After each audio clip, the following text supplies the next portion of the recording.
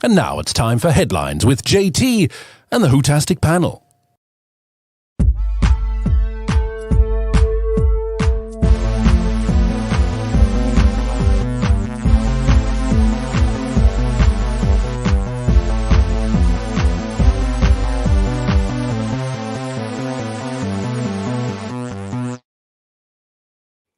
Hello, everybody. Welcome to Who's Views. It's your headlines. Here we are live on Sunday, the 14th of July, 2024. How are you all? Lovely to see you all. I feel like I haven't seen you for ages.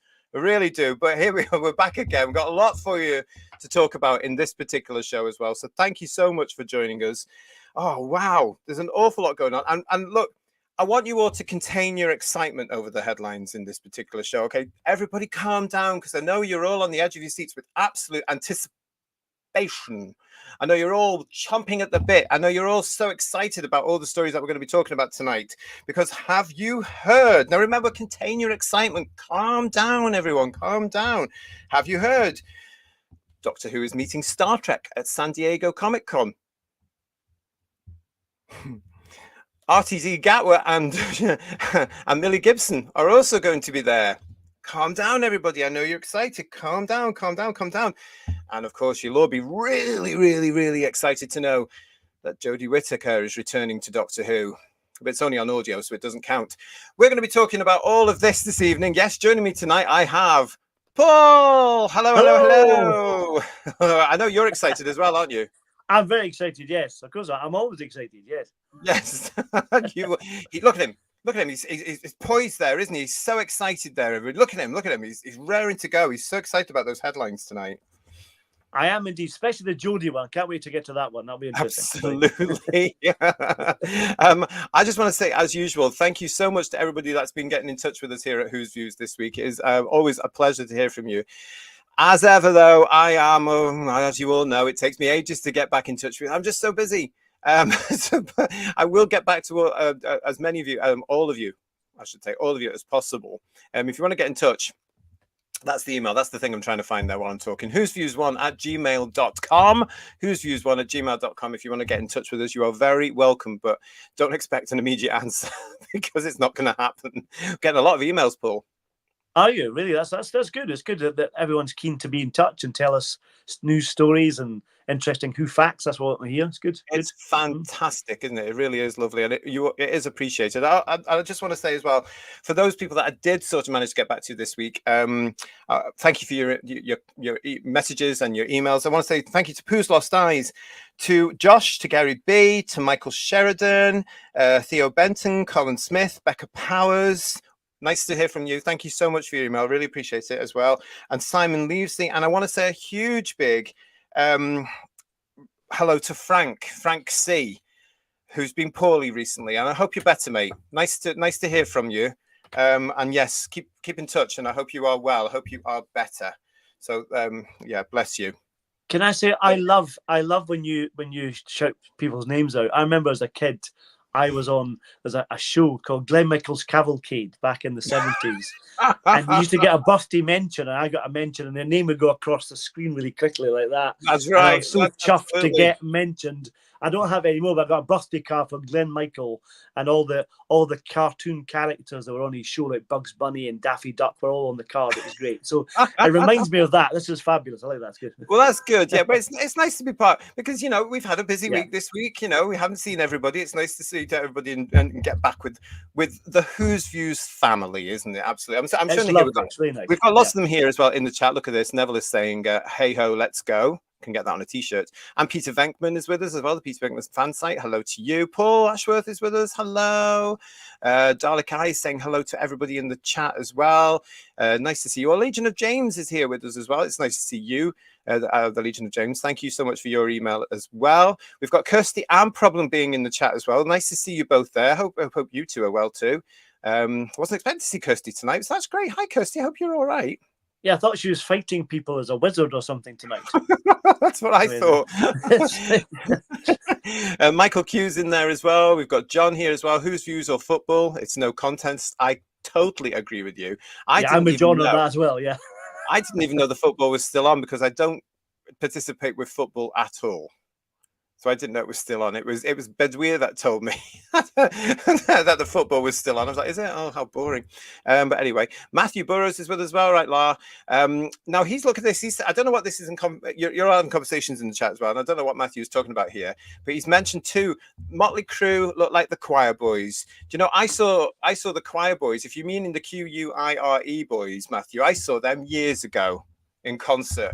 Absolutely fantastic. I think it was at the Royal in Liverpool, but I'm not too sure. It's all a bit of a dim, distant past. So thank you, everybody there. Komodo is also talking football by saying it's coming home. Yeah, don't get your hopes up. Who are they playing? Do we know? They're playing Spain. Yeah. Oh, well, I still haven't given them for 1542, but never mind.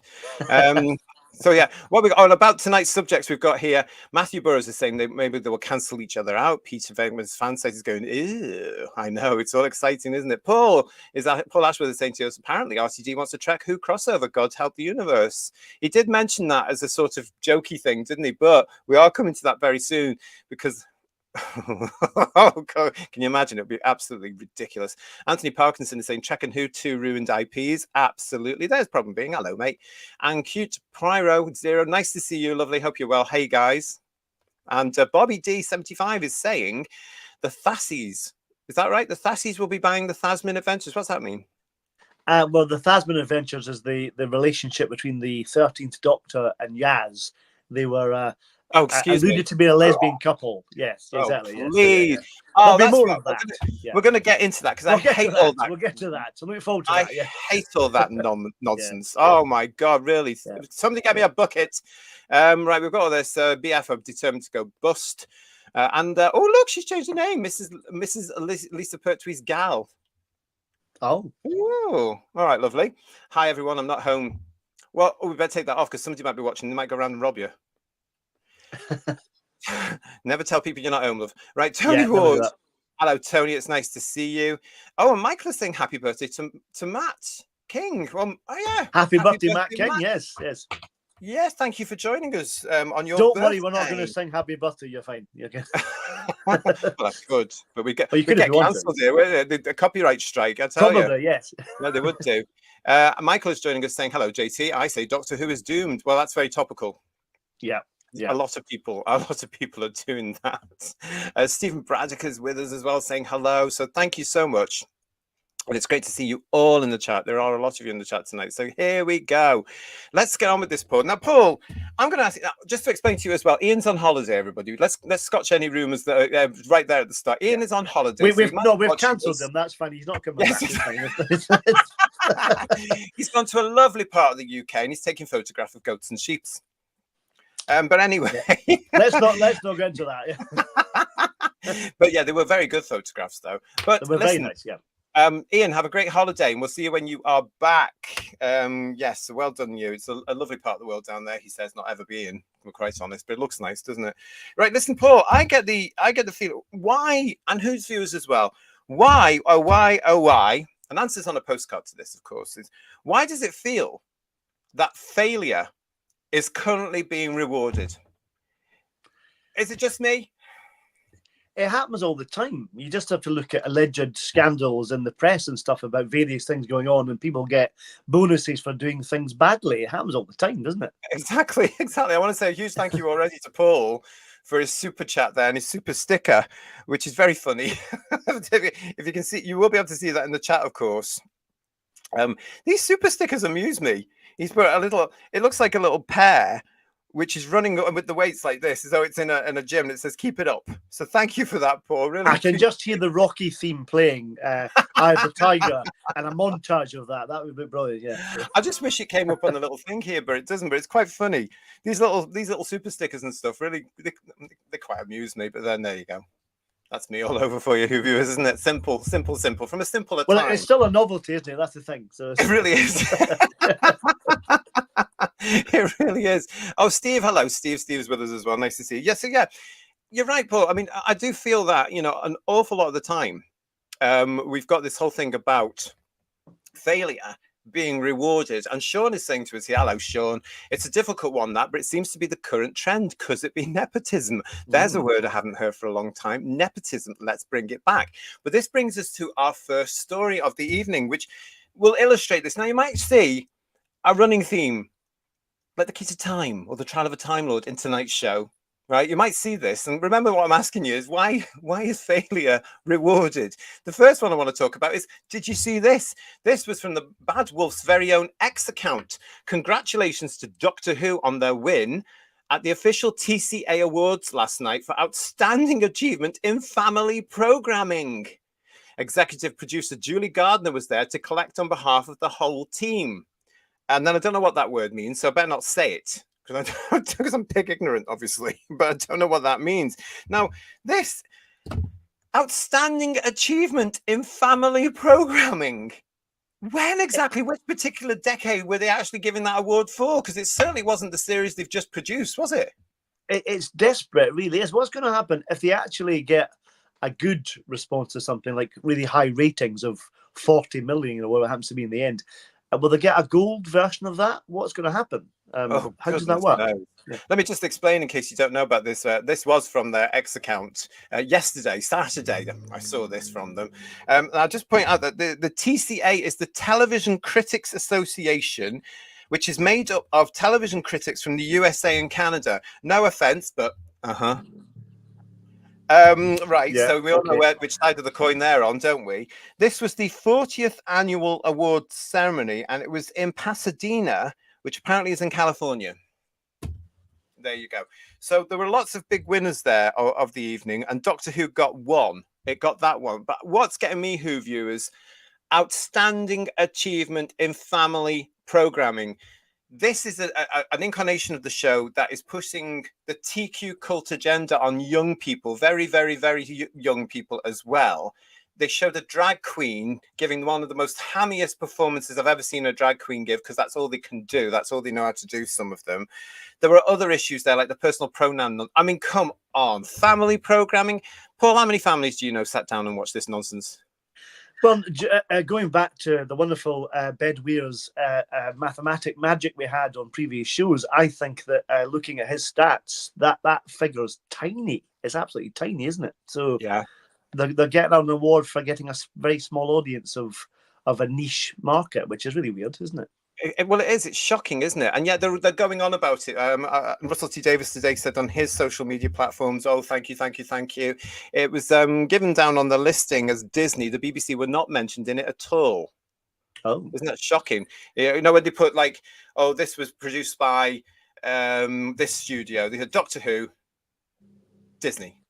No BBC mention at all. No Bad Wolf mention. No Bad Wolf either. That's interesting, isn't it? No. I wonder, allegedly, whether or not these critics are, if the mouse has something on them, perhaps. I don't know. But yeah, maybe they bought them like they've bought everything else in the world. Possibly, I don't know. Yes. They're all robot critics, obviously. Yeah, there's a rumour they're after Coronation Street now, Paul. It's shocking. Really? Disney's Coronation Street. It's absolutely outrageous. We've got a cute Pyro Zero. I'm really gullible. I can believe that, to be honest. Cute Pyro Zero is saying here, what?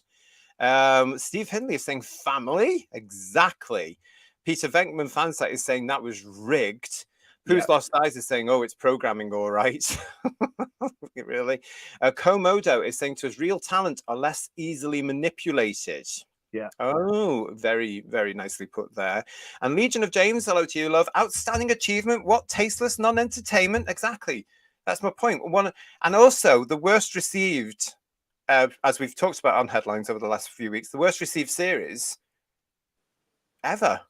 Really, you know, and especially from the British public who don't give a jot. They're not interested. You could finish Doctor Who today and never bring it back, and the British public will not notice. Well, I don't think they've noticed now that it's actually back. So, you know, it cancels that out, doesn't it? That's what I mean. That's what I mean. I mean, they could, couldn't they? I mean, that's the state of affairs here in the UK as well. Yeah. You could quietly just remove Doctor Who from the schedules now, and nobody in Britain would notice apart from the fans. Because most people did not finish with Capaldi, most people say, I think. Yeah. But they will, that's the state we're in the United Kingdom now. Yeah. Heartless Ghost is also saying more like programming the family. Very clever. I like that. I like that. That's really, really good. And Neville is saying to us here, failing upwards is because they are thick as thieves and don't want their mates to fail. That comes across an awful lot more, doesn't it, Neville, when it comes to the show business alleged entertainment industry? They're all propping themselves up because they're all on the same side, as it were, or appear to be all on the same side of the coin, don't they? They can't. We saw that with the Tennant debacle, the RTD rant, all this sort of stuff. They're all going to support each other here, as we mentioned last week. Catherine Tate even went off with a convention in America, didn't she, Paul, where she was ranting on about all this kind of stuff. Yeah. And then, they're not going to backtrack. It's going to take a very strong person in the industry. There are a few, but they can't get work. And it's shocking.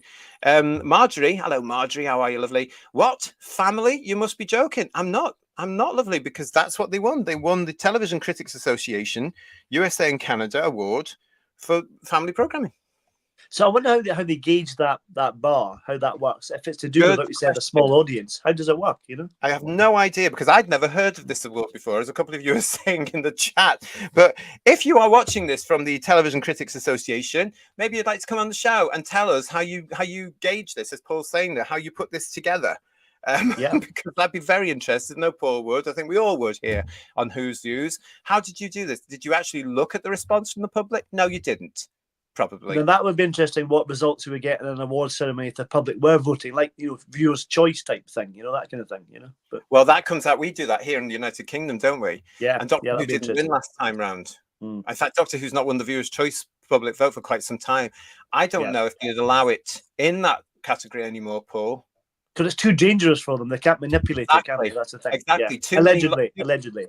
Yeah. But also when you're in an award, too many award fails really bring it home to these people, because sometimes I think that's all they bloody live for, you viewers. Stephen is saying to us, hello, Stephen, mate. Family programming. This series was not family programming on any level. As many of you who have kids say here on Who's Views in our chat, a lot of you began to watch it before you showed it to your young ones, and quite wise too. Quite wise too, because I wouldn't have shown this to the younger kids. In fact, I wouldn't have even shown it to sensible teenagers, because they would have got, oh, please, what's this? And walked off. And that would have been embarrassing. PB is saying to us, if only failing upwards was an Olympic sport, they'd all win gold medals. Legion of James is saying to us, well, that explains it. There's Pete Venkman saying, I've never heard of that award before. Yeah, it's quite an obscure one, isn't it, to be honest? Well, it's been going for 40 years. 40th award ceremony. Yeah. So unless they're doing 2 a year or something, but they can't do that because the nature of the it's award. not the Oscars, it's not the BAFTAs, it's not anything we kind of are familiar with, is it, really? Yeah.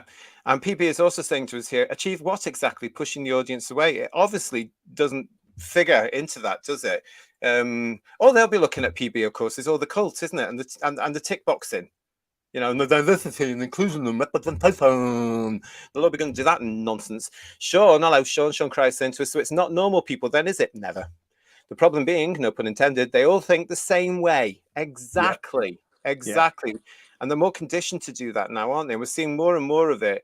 We've got to have, if you people are in show business and you are normal and you are still sane, please start to come out and challenge your colleagues, because it's getting nonsensical and it's now affecting society.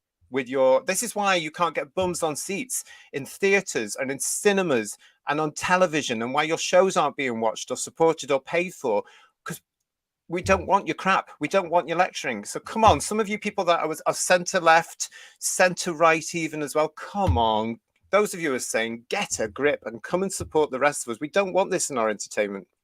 And we might get some shows that actually are entertaining. Would be quite nice, wouldn't it? Wouldn't it be fab, Paul? It wouldn't it be fab, Who's Viewers, if we got back to that? If we all got back to, entertainment? Who misses it? I miss being entertained, and I know Digby does as well. Digby, lovely to see you, and thank you for your super chat there. Evening, folks. Here's hoping someone hides RTD's keyboard or keyboard. Ooh, Phil will like that. Oh. But thank you again, Digby. I really, really appreciate that. And hello to Bob Sherwood. Hello, Bob. I like your hat. I love a hat. Nice to see you, mate. Hi, JT and Paul. Nice to see like-minded people. Yes, and it's yes. Thank you very much for joining us as well. Don't forget to like the video. Please subscribe to the channel if you're new and you haven't subscribed to the channel. And if you've already subscribed to the channel, I'm going to say it again. Please make sure you are still subscribed to the channel, because those naughty little bots or whatever they are unsubscribing people for some very bizarre reason. I don't understand. But Bob, it is lovely to see you, and a cool hat and a cool surname. Sherwood. Love it. What have we got here? Marjorie is saying to us, Peter Capaldi was the last best Doctor Who. Yep. We've got that. Yes, there's a lot of you saying there. What was this about? What was it? Anthony's putting this here as well. Disney buys critics and awards by the bushel, allegedly. We'll add. Yeah, it wouldn't surprise me though, because they're so. I mean, why waste more money though? Just get the entertainment right, wouldn't you say? Well, that's it. If they get the quality of product right, then all this will come automatically. You like to think you don't have to buy these things to get it right. That's just cheating, isn't it? Yeah, I would think. Well, of course it is. It's bribery as well, isn't it? Really. I'm Canadian, and I've never heard of this award either. Says Lisa, who's now Mrs. Lisa Pertwee's gal. And Matt is saying to us here, they won't JT, they are woke cowards. Oh, and not all of them are. Do you know, not all of them are, but they are frightened, and quite right too, because they could never work again. Some of these people would get them. You know, Matt, it's a bit like giving someone an exam paper with all the answers on it, and they get the exam and win the exam. It's like that. It's cheating, isn't it? That's all it is, allegedly. Yeah. Allegedly, yeah. Thanks, Steve, for that one. And Paul Rose is saying to us, I believe Labour have now negotiated to keep the TV licence. Matters not a hit to me. I cancelled it. Well, yes, they have. They've actually told the BBC that the licence is going to be safe, which none of us expected. It shows another bit of going back on some of the stuff they said, because they had hinted they would look at it. But I think in their first week of office, they wanted to keep everybody sweet. And they'll say anything allegedly, yes. Yeah, everything's alleged. But we do, one thing that's not is we've got 5 years of them. Yeah. Things can change in politics, can't they? As we all know. But anyway, that was there. So so they've won that award. I'm not going to say congratulations to them at all, because I don't believe that they deserved it. And I think again, it's one of those examples, Paul, that it's built on the legacy and the goodwill of original Who and the first few years of the reboot and the goodwill it built up. And I think some people are at least 7 years behind where we are as fans, quite frankly, because we're done with it, you know. And I think they're just coming into let's get onto this bandwagon because Doctor Who's really cool now. It's not, no, you're too late. You're 7 years too late. Those days are gone. They finished with Capaldi. No, you're too late. It's not cool anymore, and even the fans don't like it. The majority of fans don't like it. Well, that's it. I don't want to be in this position. I want to love my show again. I don't want to hate it like I feel just now. No, hate's the wrong word. Dislike it. Yeah, exactly. Cute Pyro saying to us, I don't care if someone's black, gay, trans, whatever, as long as they can act. Why? Because acting is what we are wanting, not tick boxes. Absolutely. And yet, I'm now, as you'll be aware, I'm now coming to the conclusion that's all it's about when it comes to casting. Yeah. Tick box, tick box, tick box, tick box, tick box. It's getting on my nerves because you can see it now in the programs as well. And it takes you out of the story because you go, I know why you're there, mate. Do you know? And Nibbles, hello, Nibbles. It is nice to see you. I'm so glad you've joined us. Thank you for your comments. I've been watching True Who all week. It's nice to remember what being happy was like. Yeah, I'm still glowing after Death to the Daleks. I loved that. That was so good. Yeah. Yes, our Death to the Daleks review. Yeah, it was lovely. Which we did last week, wasn't it, to celebrate the late great John Pertwee's what would have been his birthday. It was a great show, and of course, we had a little guest appearance from a certain Ms. Katie Manning in that as well, didn't we? So fabulous. And apparently, she was very chuffed by the fact that everyone enjoyed her little contribution, which is lovely. That's nice. Yes, and which was nice of you. So again, thanks to Katie for that one for last week as well. But there we go. That's our first story tonight. Doctor Who wins at the Television Critics Association USA and Canada Awards over in Pasadena, which apparently is in California. Wouldn't know. I would not know at all, but there you go. Right, so we'll move on then, everybody as well. And Paul Ashworth is in there, preempting where we're going next. It is this particular one where he says Jodie was let down by bad companions and awful stories. Yes, this is where I know you're all thrilled about this. You are. I know you are. You're all absolutely thrilled. I know I am. Yeah, well, I like Big Finish. Well, some of it allegedly, and it's kind of interesting for me to see this headline, but we'll get more into it in a minute. But it's interesting. Well, I can't stand Bog Finish for obvious reasons. Lots of them. The list gets more and more and more added to every week. But here we go. This was the story that broke just yesterday on Saturday, the 13th of July. Jodie Whittaker returns to Doctor Who.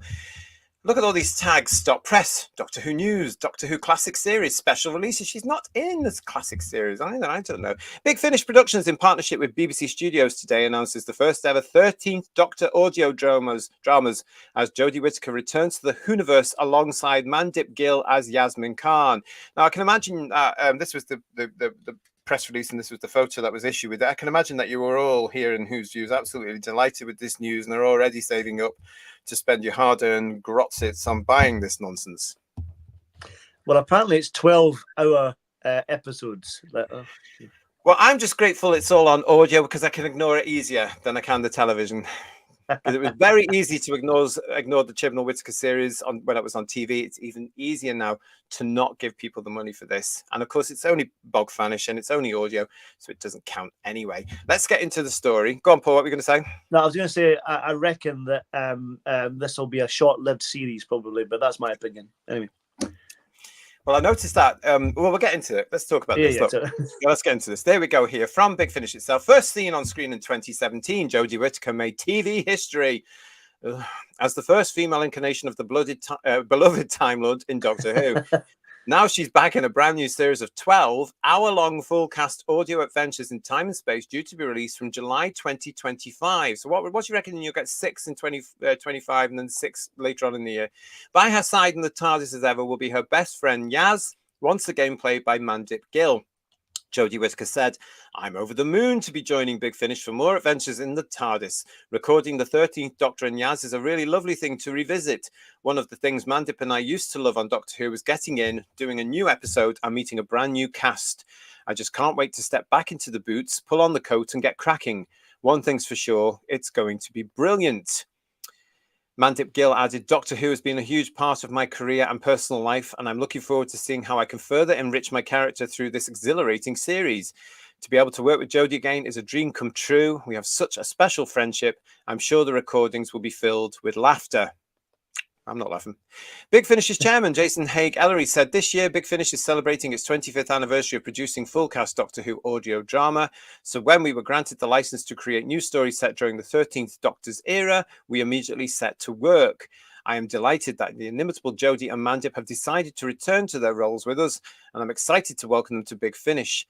Alongside our 2 other forthcoming series for The Fugitive Doctor and The Master, 2025 has never looked brighter for the 13th Doctor and her fam. Oh, God. Yeah.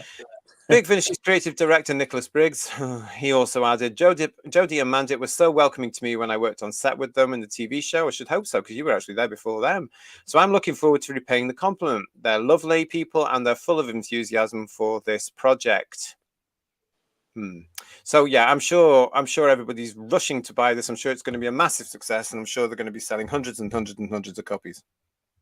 I think the thing about this is, and someone mentioned it earlier in the chat, that I do think it was badly written, the Chibnall era. And this is trying to be devil's advocate a little bit here, okay? So Chibnall wrote really quite badly, and the characters were badly served as well.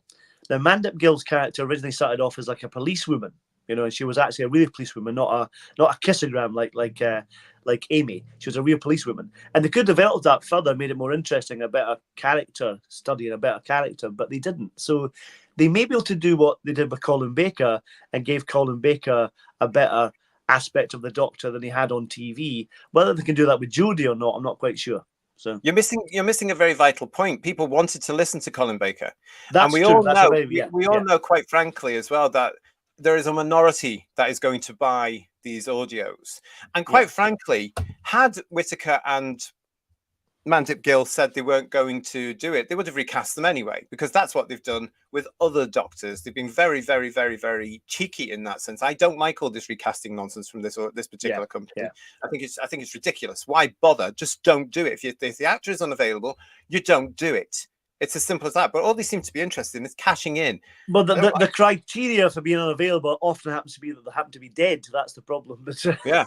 So I'm sure they're all crowing about this over at Bogfanish Towers, but I don't understand why, because I can't see them selling much of this, because along with Gatwa's era, these are the 2 most unpopular eras of Doctor Who ever. And it's popular with a minority. And that minority tend to be very confused, personal pronoun using weirdos, quite frankly. You know, Very, very strange. We've got Steve Hindley saying here, Paul, imagine listening to that for 12 hours. I know. I already have blood coming out my ears thinking about it. Yeah. So yeah. I mean, it's quite frightening, isn't it, really? And Pooh's Lost Eyes is saying, would prefer Capaldi or Smith, but at least it provides a change of pace from the nonsensical mashups with Jackie Tyler, Lady Christina, and Colin Baker fighting the Vord. Pardon? Yeah. How does that, It's how a would bit that like work? it's a bit like they look into the program guide and go, okay, let's take that element there and that element there and that element there. We'll mix it all together and see what happens and make a big So cake.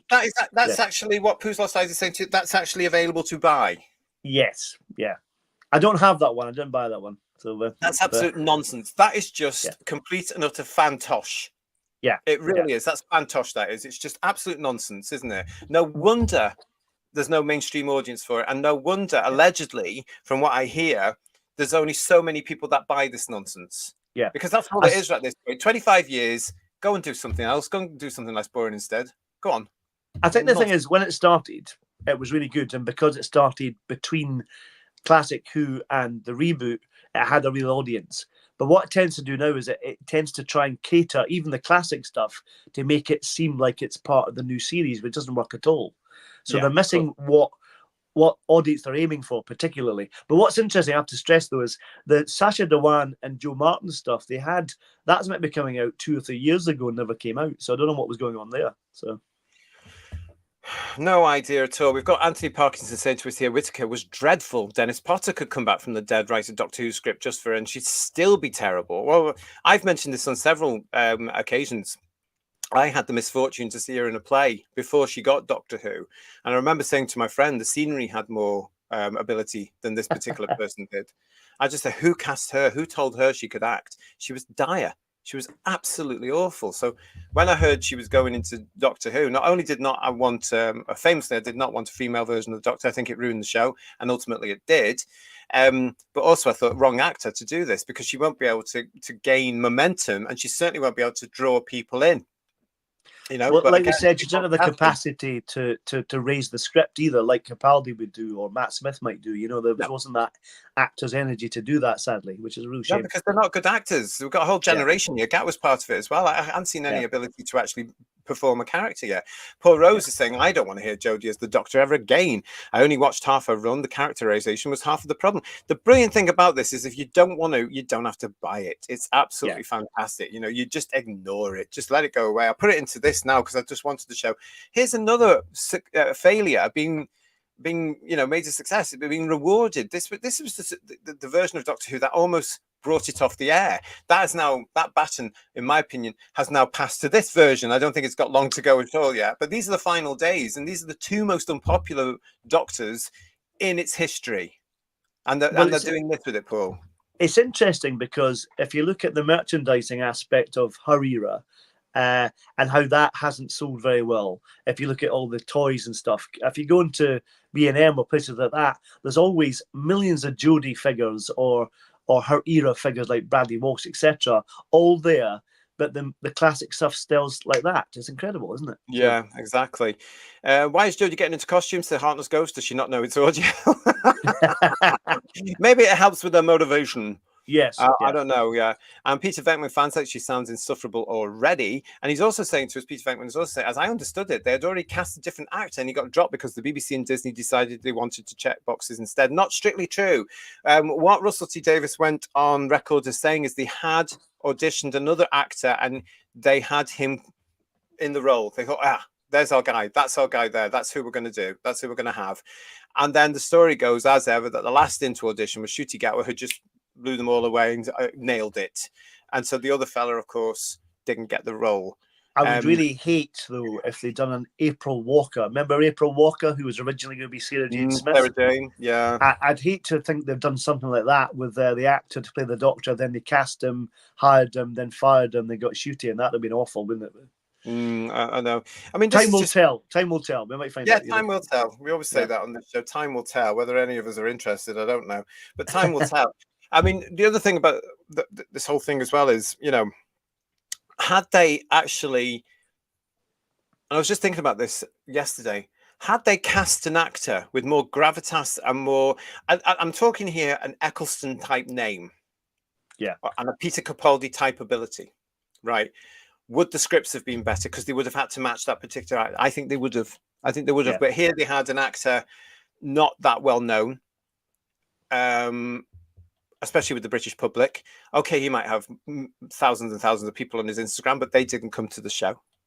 They didn't come to I mean, that's just nonsense. But I think had they gone for slightly older and a slightly more substantial actor, I'm going to use that word, a more powerful actor with gravitas plus part of a name, Yeah. I think the scripts would have had to have been raised. What do you think of that, Who viewers? What do you think? Well, What do you think, Bill? I agree. I think that would have made a difference, but I do think if they'd written it as the Doctor, that would have helped. Yeah. You know? Well, yeah. Well, this is what I mean. Imagine had they cast an actor who didn't label himself as and he was just heterosexual. They wouldn't have put that stuff in about Rogue. Yeah, exactly. Yeah, yeah. That whole episode wouldn't have appeared. It wouldn't have happened. It would have been completely different. To be honest, you could take out that bit from Rogue quite easily from the story and still have that same story without the gay snog. Really, to be fair, but it's true, really. But you know, I mean, you were better off without the whole episode. It was just nonsense, wasn't it? Absolute nonsense. We've got here as well. What we've got? We're going. I like your British mug, says Bob Sherwood. Thank you very much. Cheers. Cup of tea. How traditional is that? I've got tea as well. I've always have tea on this show. So. What have we got here? At least we don't have to look at her faces. I don't know what that means. I don't know what that means because I never watched it. But yes, you won't. But would you buy it, Nibbles? Are you going to buy into it? Isn't BF up to its eyes in debt, allegedly? That's what I was going to say after a previous show mentioning that before. Yeah, I wondered if they were struggling. This is not going to help them. I can assure you of that. We have mentioned that on this channel before. Let's see if we can get some updates on that at some point. Not that I'm really that interested. I really don't like them. I supported them for years when they first started, and then they started to get a little bit cocky. And I've got no time for them now. And now they're churning out absolute nonsense. As Sean is saying to us here, it's BS. The character is a white male of a certain age. I would equally object to making a black character white. Imagine the reaction to making a Nelson Mandela film and casting a white actor. Exactly. And Dalek I is saying to us here, I could not bring myself to suffer her awful accent and dread to think what they're going with the relationship between the two. Again, it's the minority that's screaming about this. I don't know if you've seen any of the reactions to this on social media, but it all seems to be a very, very young audience of girls. And whether or not they're gay or not, I don't know. But they don't seem to be Doctor Who fans. They just seem to be Jodie Whittaker and Mandip Gill fans. That's it, because they're not interested in any other version of the show. Luckily in the show, they kind of alluded to this lesbian relationship, but didn't really go anywhere, which is just as well. But I'll be interested to see if Big Finish actually continue that and develop that storyline. And I hope not, because that's bloody awful. But yeah. Well, it's just nonsense. For me, it's grasping at straws. And what Chibnall especially has done, and now RTD's building on that, is given people like this franchise, BF, what I call Bog Fanish, they've given them this ability now to go, oh, there's that character and that character and that character, in a desperate attempt to churn out more nonsense because they think the fans are going to buy them. I think they're in for a shock. I really do, because nobody watched the television series. Nobody is watching the television series now. So why would they want to buy the CDs? I mean, like I said, I'm a big fan of a lot of the work, early stuff more so than anything else. But I won't be buying this. I'll tell you that. No. Yokai63 is with us, Paul. Television or audio, Whittaker can't really act. Chibnall was a very poor writer, but I don't think the very best Who writers could have improved the show as long as Jodie was in the TARDIS. This is, I mean, what's gone on, as far as I'm concerned, over the last few years, is it's shown exactly how not to make television. You have to have talent, and you can't just assume people have talent because they had a one-hit wonder. Yeah. You know, you've got to have somebody that's proven in the role they're going to do. And this is why I think the whole showrunner thing doesn't work for Doctor Who.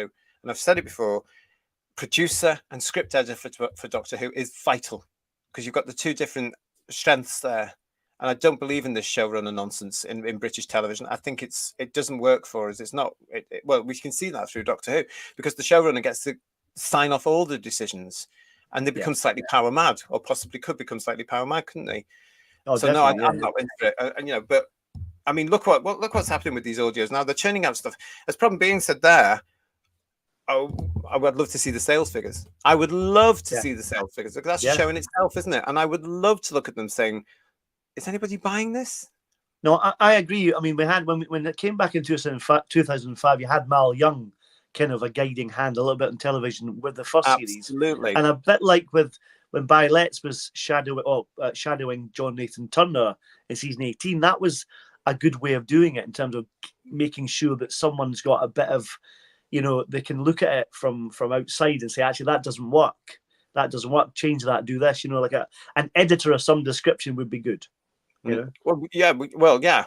I would really like to see it go back to where it was with the producer and the script editor. And who knows, one day we might actually get that. If I had my way as well, it'd be back to half-hour episodes twice a week. To be quite honest, or once a week, depending on schedules and stuff. So thank you all for your comments here. Let's see what we've got here.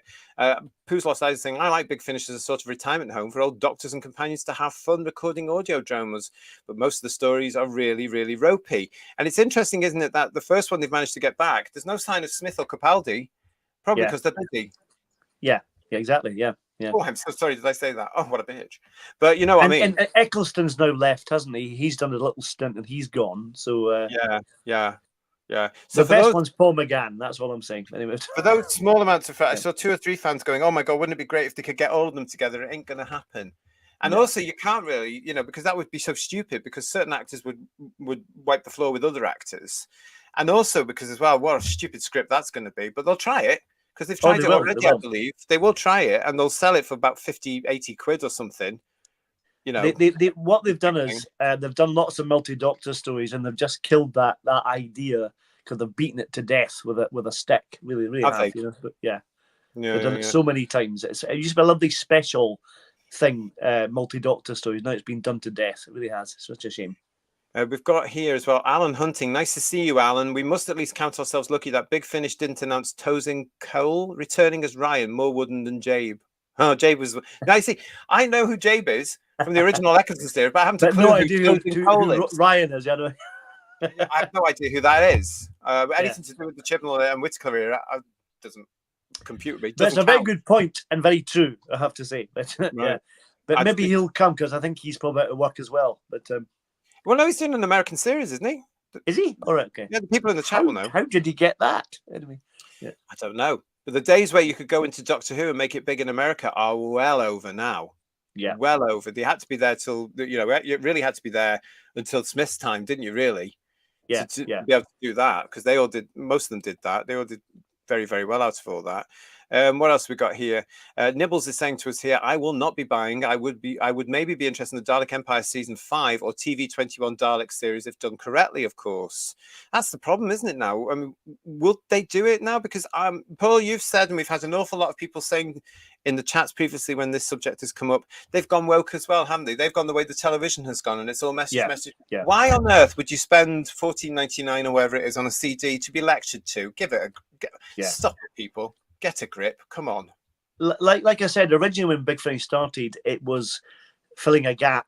So classic fans loved it because they were doing the 7th Doctor, 6th Doctor, etc. Then they got Paul McGann, then they got Tom Baker, etc. And they tried to do it like classic Who. And now they're trying to make it like modern Who, and it doesn't work at all. It's really rubbish, Yeah, exactly. We've got Smiley people here as well. Hello, Smiley. The only Lancastrian that needs to be in the TARDIS is Hilda Baker. Ooh, yeah, cheeky beat. Now, Hilda Baker, there's a name. Hey, Paul. You know. Yeah. If you know, you know. If you haven't heard of Hilda Baker, she was a comedian back in the 60s and 70s when we were kids. And I remember because she was this little funny woman with a wig. I think it was a wig, Paul. But she was so funny, wasn't she? Well, did you not have a pickle factory or something in one like show? that. Yeah. She's not Tom Baker's sister, just to say. She's not Tom Baker's sister. Yeah. That's bringing back memories, so thank you very much. Smiley people, thank you for that. And Marjorie is saying to us here, if they had hired a well-known talented actor like Eccleston or Capaldi or John Hurt, the show would have been successful, not this tripe. Yes, but and my point, again, Marjorie, as I say, is it would have raised the bar on the scripts rather than just that stuff that he was churning out to get it done. More of which is coming when series 2 starts as well in December. Well, the Christmas. Yeah, we're so excited. And Pooh's Lost Eyes is saying to us, why does this fandom attract so mentally ill weirdos? Because that's society for you today. We are now celebrating that as well, aren't we? We are celebrating this. I'm going to make a slightly controversial point here. I think fandoms of all sorts have always attracted weirdos, I have to say. Speaking as a weirdo myself, obviously, that's it. So. Paul, problem being, Paul, the saying to us, bog fanish. I've been calling them that for years. I'm sorry, but I can't be done with them. I've had some experiences with them as well, and really not bothered with them at all. And same here, JT, big finish or big finished. Sean Cryer said that was one of our. That was the title of one of our shows as well. If you want to go back and look at it from months ago. Robert is here. Hello, Robert. They can't do any lesbian Yaz and Doctor stuff. Because of when 13 was about to regenerate. She had already said it won't happen, and it didn't. Is that going to stop them? Yeah, probably. Yeah. They had a nice scream on top of the TARDIS, which is some kind of euphemism. I know. I can't get over that. I still can't. I can't get over some. You told me about that. I think that's absolutely awful. And what's PB saying to us? They have Tom Baker on Bog Fanish, and they give him terrible stories. It's criminal. So I can't imagine what they will give to Jodie. Do they? Is that true? Yeah. Tom started off okay, and then it got really, really crap. Yeah, I agree with problem being definitely it's a waste of a talent, but they're just turning them out as much as they can to milk Tom dry. Basically, that's it. So is it the same writers on all the CGs? Well, they've got regular writers and they have new ones now and again, but generally, there's a lot of Nick Briggs writes lots of them, So then there's regular writers like I think Alan Barnes and people like that who do stuff, and it kind of comes and goes with different writers, some new, some old, but mainly Nick Briggs. That's ridiculous. So he's become the RTD of the audios. Kind of a little bit, yeah. Yeah, how weird is that? Thank you, everybody, for joining us in the chat. Thank you for Problem being in there as well, making sure that everybody is lovely, lovely, jubbly. It's nice to see you. Matthew, you might think that I can't possibly comment. But you may be right, allegedly. Yep. Problem being, you might think that, but I can't possibly comment. And Stuart Kerrigan's with us. Hello, Stuart. It's nice to see you. Welcome. Nice to see you. Thank you very much. What else we got here? TARDIS Travels is saying they should sell the Big Finish stories to BBC Radio 4 extra for transmission. Well, they have done that before, aren't they? They won't sell. Big Finish won't sell anything to the BBC because the BBC grants them the license. Yeah. So there's something in it for the BBC here. The situation is, though, however, if they put something like that on BBC Radio 4, then you do get listening figures, which are the equivalent of the viewing figures. And Doctor Who, allegedly, from what I heard, never made any high figures when they started doing that, because they started repeating seasons, didn't they, or adventures, and it never made any sort of impact. It depends how you count them, JT, doesn't it? It depends how you count them. Yes, what are you suggesting? Nothing at all, nothing.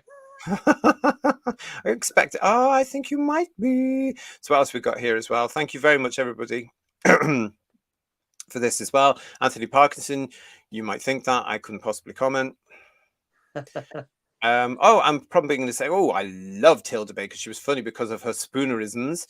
And Matthew's agreeing by saying loved Nearest and Dearest. That's the name I couldn't remember. Yeah. And Bob is saying, I'm trying to remember who played her. No, it wasn't after Muller. It was Jimmy Jewell. Jimmy Jewell was in it. There's the name. There's the name. Let's have a look. Tosin Cole is actually quite good in the TV show. Shows more of his acting ability than his stint on Doctor Who. Well, that's nice to know. And wow, there you go. Well, good luck to him. Yeah. I believe he wasn't happy on the show anyway. So I hear that's all alleged. Sean is saying this. It's jobs for the boys as usual. Real talent doesn't get a look in. No, because I would imagine then with this new set of writers you mentioned, Paul, that they're all part of the agenda brigade. They may be. Yes. Yeah. What a shame. What a real shame. So what else we got here on that particular story? I told you, you're all so excited about this news. I know you're all saving up right now to buy this 12-hour miracle. That'll be 12 hours you will never get back. Exactly. Gilliam is with us. Hello, Gilliam. Big Finish. I got a few CDs from them. The best ones are the Blake 7 and Tomorrow People ones. I forgot they did all that. A friend of mine said that the Sapphire and Steel ones are quite good, but I've not heard those. How can you have Sapphire and Steel without Joanna Lumley and David McCallum? This is the thing about recasting, isn't it? You can't. If they're not available, don't do it. They did have David Warner in it, and he's a fabulous actor, but it wasn't David McCallum. But yeah. No. They're so obsessed, some fans, though, aren't they? They're so obsessed with making sure that things continue. Just let it go. It's like Doctor Who now. We are seeing some Doctor Who fans desperately frightened that the thing's going to come off the air, and they come on here. They come on here, don't they, PB? They come on this show and they talk about stuff and they leave comments and they come into our chats calling us for everything because we dare call out it. And we're not fans, we're not fans, we're not fans. Well, we are. And that's why we're calling out the nonsense. And right now, a lot of us are saying, we don't want it. Just get rid of it because it's an embarrassment. This isn't Doctor Who. It's an embarrassment to all the beautiful stuff we've had before. Just get rid of it. But there's a minority that are terrified of it and they'll just want it churned out and churned out so it's still there. I mean, how many times have we been told, Paul, bad Doctor Who is better than no Doctor Who? No, it's not. It's no not Doctor all, Who no. is better than bad Doctor Who. We don't want bad Doctor Who. We want good quality, accessible to all Doctor Who. And if it's not doing that, if it's pandering to a minority of people, get rid, I say. Well, it's going to have a knock-on effect eventually, isn't it? That it's going to have diminishing returns, surely. I mean, we talked about the viewing figures going down and down and down. What's going to happen next season? Season 2, will it be even less people watching? Who knows? Yeah, well, exactly. We don't know where it's going to go, but Dividing Dragon is with us as well. Hello, mate. Nice to see you. We need good Doctor Who or no Doctor Who. That's exactly the thing. Exactly the thing about that. And Chris Graham is saying to us, hi, Chris, my favourite Big Finish CDs were Evelyn and the Sixth Doctor. Yes, I like those. The Spectre of Lanyon Moore was a good one. Yeah, Marion Conspiracy is another. I like that as well. Yeah, because I'm into all that sort of Tudor period. Yeah, that was really good. I like the Apocalypse element as well. That's a Dalek one, was quite good. But that was pure fan nonsense. That was, as well, wasn't it? But that was early doors, so it wasn't too grating at that point. It wasn't too bad. No, that's true. Yeah. That's true. Yeah. That's very true. And we all liked that because of it, you know. But Bess is saying to us, I'm actually looking forward to a new Wilderness era with fan production take over and create something that fans want to see. Yeah, I can see it coming. I honestly can see that coming, Babette. So let's see how that goes on. And that's the thing, isn't it? It feels like if we complain about it, they give us something we don't want. But if we said we loved this series, they would change it. I bet they would, you know? Yeah, exactly. Well, contradictory, you know? Yeah. Well, totally, because they don't really care, do they? They really, really don't care. But there we go. As I say, you know, contain your excitement, everybody. Jodie Whittaker is returning to her role as the Doctor in alleged Doctor Who, but thankfully it's only on audio, so therefore it doesn't count. So that's brilliant. Absolutely fantastic. We don't have to, don't want it, don't pay for it. It's as simple as that, isn't it? But I just thought that was hilarious. And why release that on a Saturday? Yeah. Slow news day. Must have been absolutely ridiculous. We're moving on to our next one, everybody. Have you seen this? Doctor Who panel coming to San Diego Comic-Con. Ncuti Gatwa, Millie Gibson and Russell T Davies will appear on a Doctor Who panel at San Diego Comic-Con this month. Woo! How exciting. They're going to give us some news about what's happening if they're cancelled or not. They won't tell us they're cancelled, will they? They won't do that. Yeah, I'm sure this is supposed to be the other way. I'm sure this is supposed to be a whole thing about, oh, aren't we fabulous? This is the poster that, or the flyer, or whatever you want to call it, the image they put out for this announcement from BBC Studios just a couple of days ago.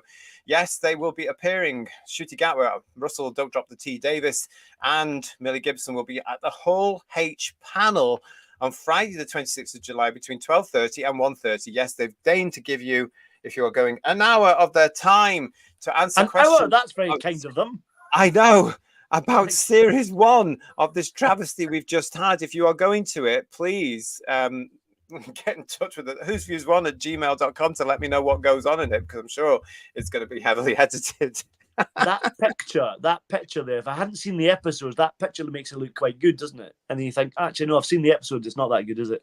To be honest, yes, it does, because a lot of the poses that he did in these sort of things were very good, and he almost captured the Doctor as he does there. Yeah.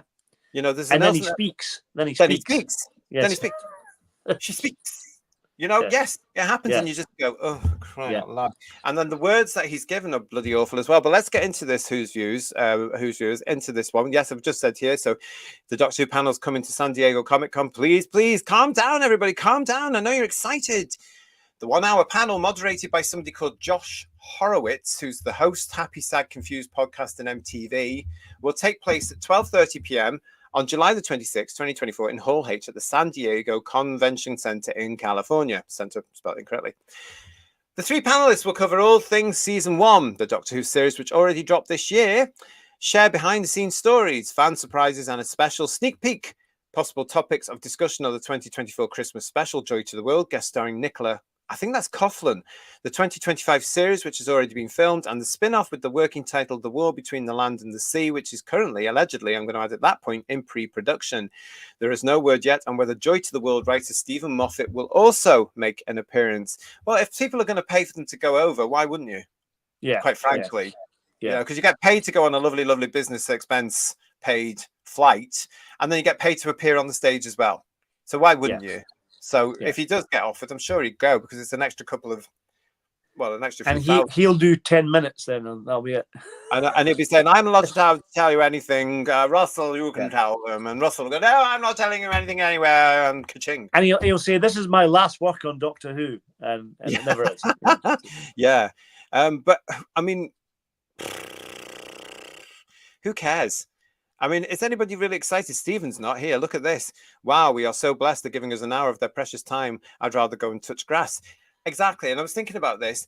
If somebody's in there, I would love somebody to turn up there and say, well, I'm just in from touching grass, Mr. Gatwa, and I'd like to know, why didn't you do any work on building a character? You'd get hauled out immediately, wouldn't you? Well, like you said, though, if they film it and it's on YouTube, they'll edit all the bits out, or they'll vet the questions, or whatever they'll do, allegedly, to stop any negative comments. Yeah, exactly. So, I mean, it's just... I looked at this and just thought, this is, in my opinion, let's clarify that right now. Could this be an act of desperation? Because they're obviously in denial that apparently the show hasn't done very well on Disney Plus. Apparently, we're still trying to get hold of all the figures, but apparently, from what you can see at the moment, it's not done that well. So is this a very late boost to try and get viewers in for Christmas, or to watch it? Because I believe it's still on. You're outside, for you lot that are outside the UK, just let us know. This is still on Disney Plus, isn't it? It's still there. You can still access it anytime you want to. It hasn't disappeared. And even that's not bringing people in. So is this a second wave, if you like, or even a third wave of publicity, Paul? What do you reckon? Well, it's still early doors. If they're going to start publicising the Christmas special, by the time they get to Christmas, people have forgotten about this, you know. So it's like they'll probably have to do it again in October, November anyway. But this is a regular spot for promoting stuff, isn't it? I think years gone by, I think Jodie's been there, Peter Capaldi's been there. You know, Peter Capaldi's been there, Jodie's been there. Lots of doctors over the years have been to this Comic Con. It's a regular, popular place to go. But Doctor Who's still going, even though it's not as popular, which is weird, because I think Hall H is quite a big central hall, I think, isn't it? A big. Well, that's what I believe. I believe it's the biggest, biggest one, and it's the famous one, isn't it? Because that's where all the Marvel things and the Star Wars things and the Star Trek hall. So, can you imagine though, with 3 people in it? Can you imagine if it's half full? So they're very ambitious here. They are very no, it's going to be huge. We're going to get all of it packed. It's going to be packed. It's going to be packed. I mean, obviously, like the Critics' Choice thing, they can get fans to come in or pay people to dress up and cosplay as Shooty, and then they can be complete strangers off the street, allegedly, couldn't they? So it's fine. But yeah. Legion of James is saying something funny to us here, Paul. Someone should take a roll of AstroTurf to the SDCC, roll it out, and charge to touch it. The lines will certainly be bigger than anything Gatwa. That's wonderful. That. I love that. That's superb. I like that. Do you remember though, Paul, and everybody in the chat? Do you remember when Whittaker was around? They were actually inviting certain people to the audiences as well. I got to that point. Do you remember, everybody? It was you had to more or less prove that you were a fan of the era, and they were targeting. And eventually, it didn't really matter because no big proper fans were actually going. You know, they didn't want to know about it. As Whittaker's era went, as Gatwas has continued to do, all of us wouldn't go. You were only getting silly numbers as well. I wonder if that's going to be the case now to fill Hall 8. I wonder how many people will be bribed to get in there to make it look busy. Where you've got a whole row of people trying to emulate what Shooty Gatwa looks like. You know, all these cosplaying people. Well, I wonder out of interest what the capacity number is for that kind of space. So if anyone knows in the chat about Marvel or whatever, what kind of, if it's packed with people, how many does it hold? And then we can compare numbers when Shooty gets 50 people or something. I don't know. Let us know if you've been there and let us know how many people it can hold, because it is supposed to be the biggest one. I've got no interest in going to it, Paul. There's nobody there these days I'd want to see. If in my day, you know, had they had these sort of things, had it been Carrie Fisher, Harrison Ford, Mark Hamill, Yeah. you know, the original ones there, if it had been Tom Baker, if it had been Peter Davison, Colin, if it had been, or possibly I would have gone. Had it been the shows that I fell in love with, it would have been a draw. William Shatner, the legend that is William Shatner. I would have gone to all this. But now it's all this new lot that have come in that I just don't respect. I've got no time for. I don't think I've got any ability to hold a show. I'm not interested in paying money for all of these people. Having said that, you are aware that I think in August in Glasgow somewhere there's a Comic Con thing with Bonnie Langford's going to be there, and McCoy I think as well. Yes, so, Bonnie Langford's going to be there. Yeah. No, I wouldn't pay for the autograph because I've got them all already and I've met them before. Because I'm lucky. I've done all. I wouldn't pay for an autograph. But that's more interesting than the new lot, like you're saying though. That's kind of like a better option. Isn't it? Exactly. Yeah. I mean, I'd go and see them. Mark, hello, Mark. Mark Milford as well. Let's do a Who's Views online convention. £2 from every subscriber. You can get a guest. No. Did not do that during COVID. Listen, during the pandemic. Yeah. I've put together a convention in the last year, along with my friend Paul, and hugely successful it was, but it was hard work. Hard work. Wow. But over 400 people came to it though in one day. So it was very good, but goodness me, it was hard work. What else? What have we got else? Oh, it's nice to see you all. They're all talking about the charging and stuff with this as well. So you charge for you get charged for your ticket, don't you? For this SDCC thing. This is the biggest in the original Comic Con, am I right, Who Viewers in America? This is the other thing that gets me about these, Paul. Have you seen the amount of Comic Cons that we have over the UK now? Oh yeah. I mean, I think there's one every month, just about, you know, everywhere, all around the UK. Yeah. It's like a bloody rash.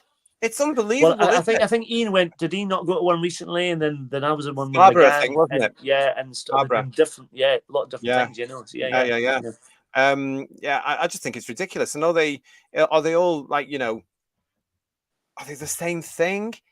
Similar logos? They seem to be. You get a mixture of different people. It's not like a Doctor Who convention when you have just Doctor Who people. No. You've got different sci-fi people, or I think they had Raven on it. You know, the kids show Raven. There's an actor who's, I think he's does a CBBC thing, and he's been there. I've seen people from Star Wars who've got like 3 lines in it. The one I went to with Paul McGann, Jimmy V was there, for instance, doing stuff and things like that. So there's lots of different people from different genres of TV, sci-fi sort of thing, you know. But yeah, I mean, I just think, I mean, it must be nice if you're interested still these days in all these different things, and you can go along and meet everybody at the same time. But I'm old-fashioned, and I don't care. Call me old-fashioned, everybody. I don't care. I liked the good old-fashioned Doctor Who conventions where you went along and everybody was a Doctor Who fan, and you met various people there, and the ones you could stay overnight in as well. You know, they were all the fun ones back in the 90s. I liked those, and you got to meet people as well. I mean, the nearest we got to a Comic Con when we were kids was the All-Star Record Breakers. I remember that.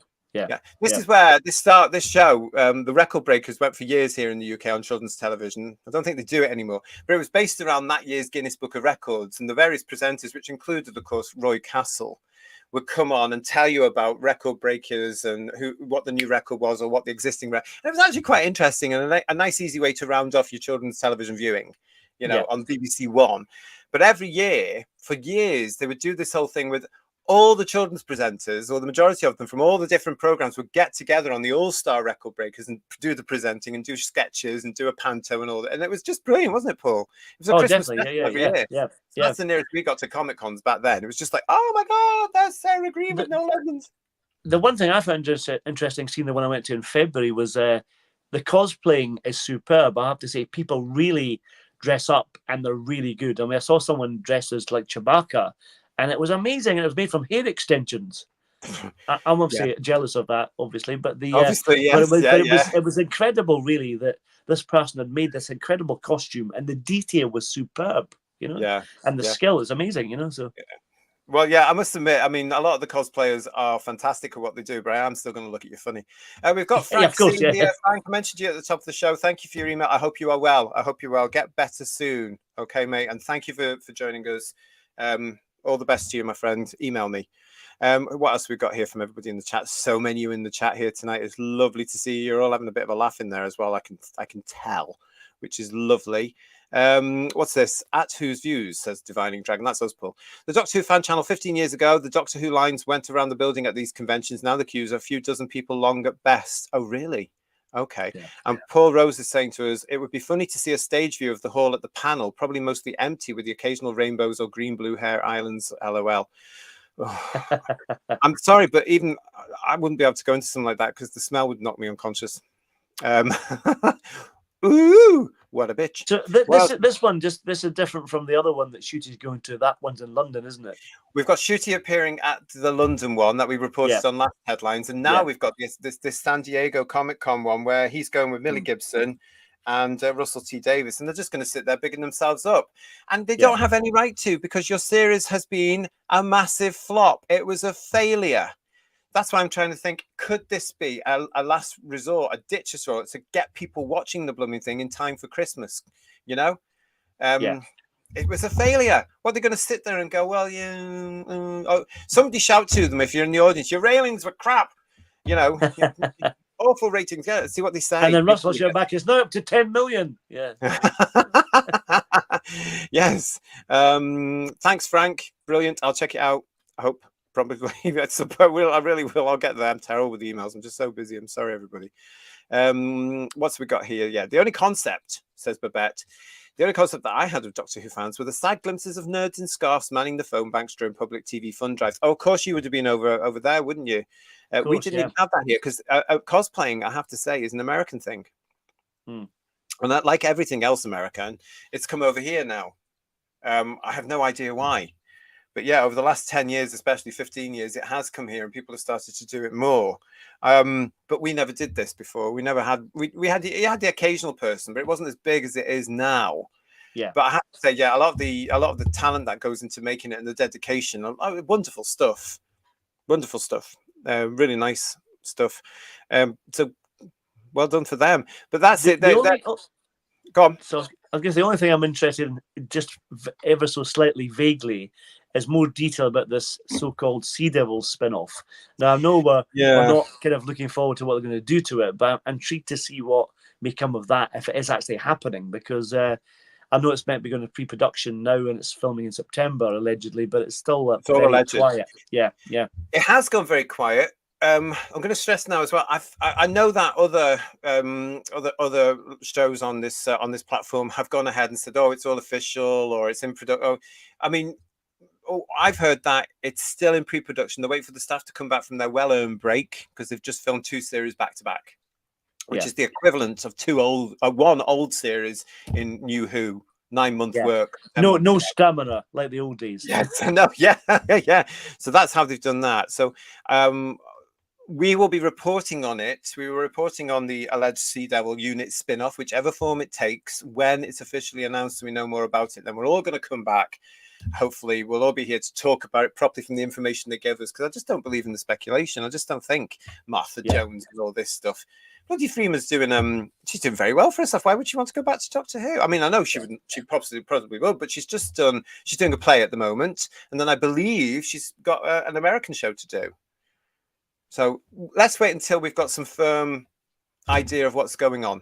How do you feel about Martha coming back? If it was a proposition, you think? How do you feel about that?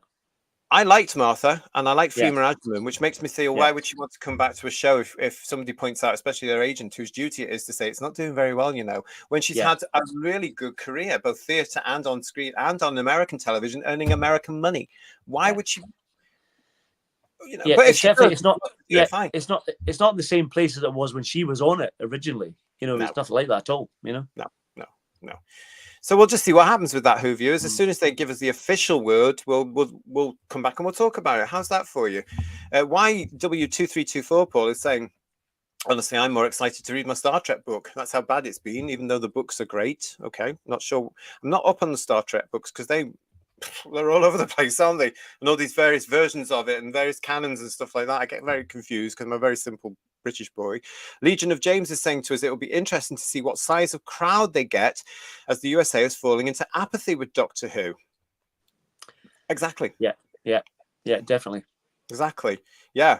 I think they're being very ambitious, aren't they, Legion of James, with what they're doing here, And again, we know as well, it's not going to be the likes of all of us going to see Mr. Gatwa and Mr. T. Davis and Millie Gibson, because we're grown-ups, a lot of us, and we can see the nonsense that they're peddling and the issues they're peddling in this. I'd like to just go crash it and go, it was a flop, you're all frauds, and then get as you're being dragged out. Yeah, exactly. Paul Rose is saying to us here, JT and Paul, the series didn't even chart in the US. Disney must have made it happen. It didn't chart. That's true, because we did see some of the... I can't remember the tables now. They're rating. Nielsen? Is it Nielsen ratings? Yeah, Nielsen. Yeah. We did see some of those, and thank you to those people that sent those in. We did see some of them. We are going to look at trying to bring, when we got more information, we do want to do more about those alleged ratings there and what's going on. And it's just difficult for us to compile right now. But at some point, we will talk about that, about the response from America, because there hasn't been any. There you are. That's the show. Yeah. And we love a stat, don't we? We love a stat. Yeah. So. We do love a stat. Stat, everybody. Stat. So we've got that there. Thank you very much for all that. Lots of comments from you all as well. Thank you. Lex is with us. Hello, Lex. How are you? Are they begging for fans to come, as it's been a massive failure with RTD and Gatwa? I think it's the beginning of the end for them. But the beginning of the end was episode 2 on the night it was broadcast. Because let's face it, half the audience, and it didn't get a big audience as we know here from our shows, but half of them left immediately. And that was after Shooty saying, we've got another episode to come. Come and watch us again. And they didn't. Yeah. They went and did something less boring instead. Pooh's Lost Eyes is saying to us here, I doubt Martha Jones will be in it, but it's basically confirmed to be going ahead. No, it's no confirmation at all. They've hinted at it. They've said, we're going to be doing another one. But at the moment, it's not confirmed. You'll know it's confirmed when we come back on this channel and say, today we got the official confirmation. Because everything else is speculation. We've just watched an episode and we're going to review it. He's just reminded me I did commit to, if they do something. Yeah, sorry, they won't be broadcast till next year. Yeah. It won't be broadcast till next year. I can guarantee you there. I like Martha, said Sean Cryer. Yeah. And Bob is saying to us, look, not a Sea Devil series. Sea Devils are only a small part of it. I mean, we just don't know. I mean, this is will it be Martha or Arthur, says Matthew Pound. This is the other thing. I mean, they did mention ages ago the rumor that there was a Sea Devil spin-off, but since then RTD has gone on record to saying he wants a unit spin-off. There is not enough popularity to do more than one. The main show doesn't justify a spin-off series or several spin-off series like they expected it to. It wouldn't surprise me if the Sea Devil spin-off was suggested and then it's been kind of rejected by Disney and they've got a bit of a compromise going now, if that's what's going to happen. Yeah. Paul is saying to us here, if they offer her a decent paycheck, Paul, for a one-off special and she had time in her schedule, I can see why she'd do it. Absolutely. Yeah. I also think personally, there is an element of guilt from a certain showrunner towards Freema. Yeah. For getting rid of her for one series, because then she was suddenly shoehorned into Torchwood, and then she was back again the year after. They all say, we all know the story that it was all part of the plan. It was this and this, but I don't know. I remember him at the time in an interview somewhere saying we should have used them more. We should have used them more. We should have used them more. I think the same's going to happen to Millie, because I think Millie, as we said before, is the best part of this new era. And I know she's going to be in the second series, but she'll be perhaps more reduced than she was in the first series. Yeah, I think that's such a shame. Yeah, I think that's such a shame because she's the best part of it. Like Free Majiman, that was such a good character, you know. And it's like, what a waste, you know. Yeah. Exactly.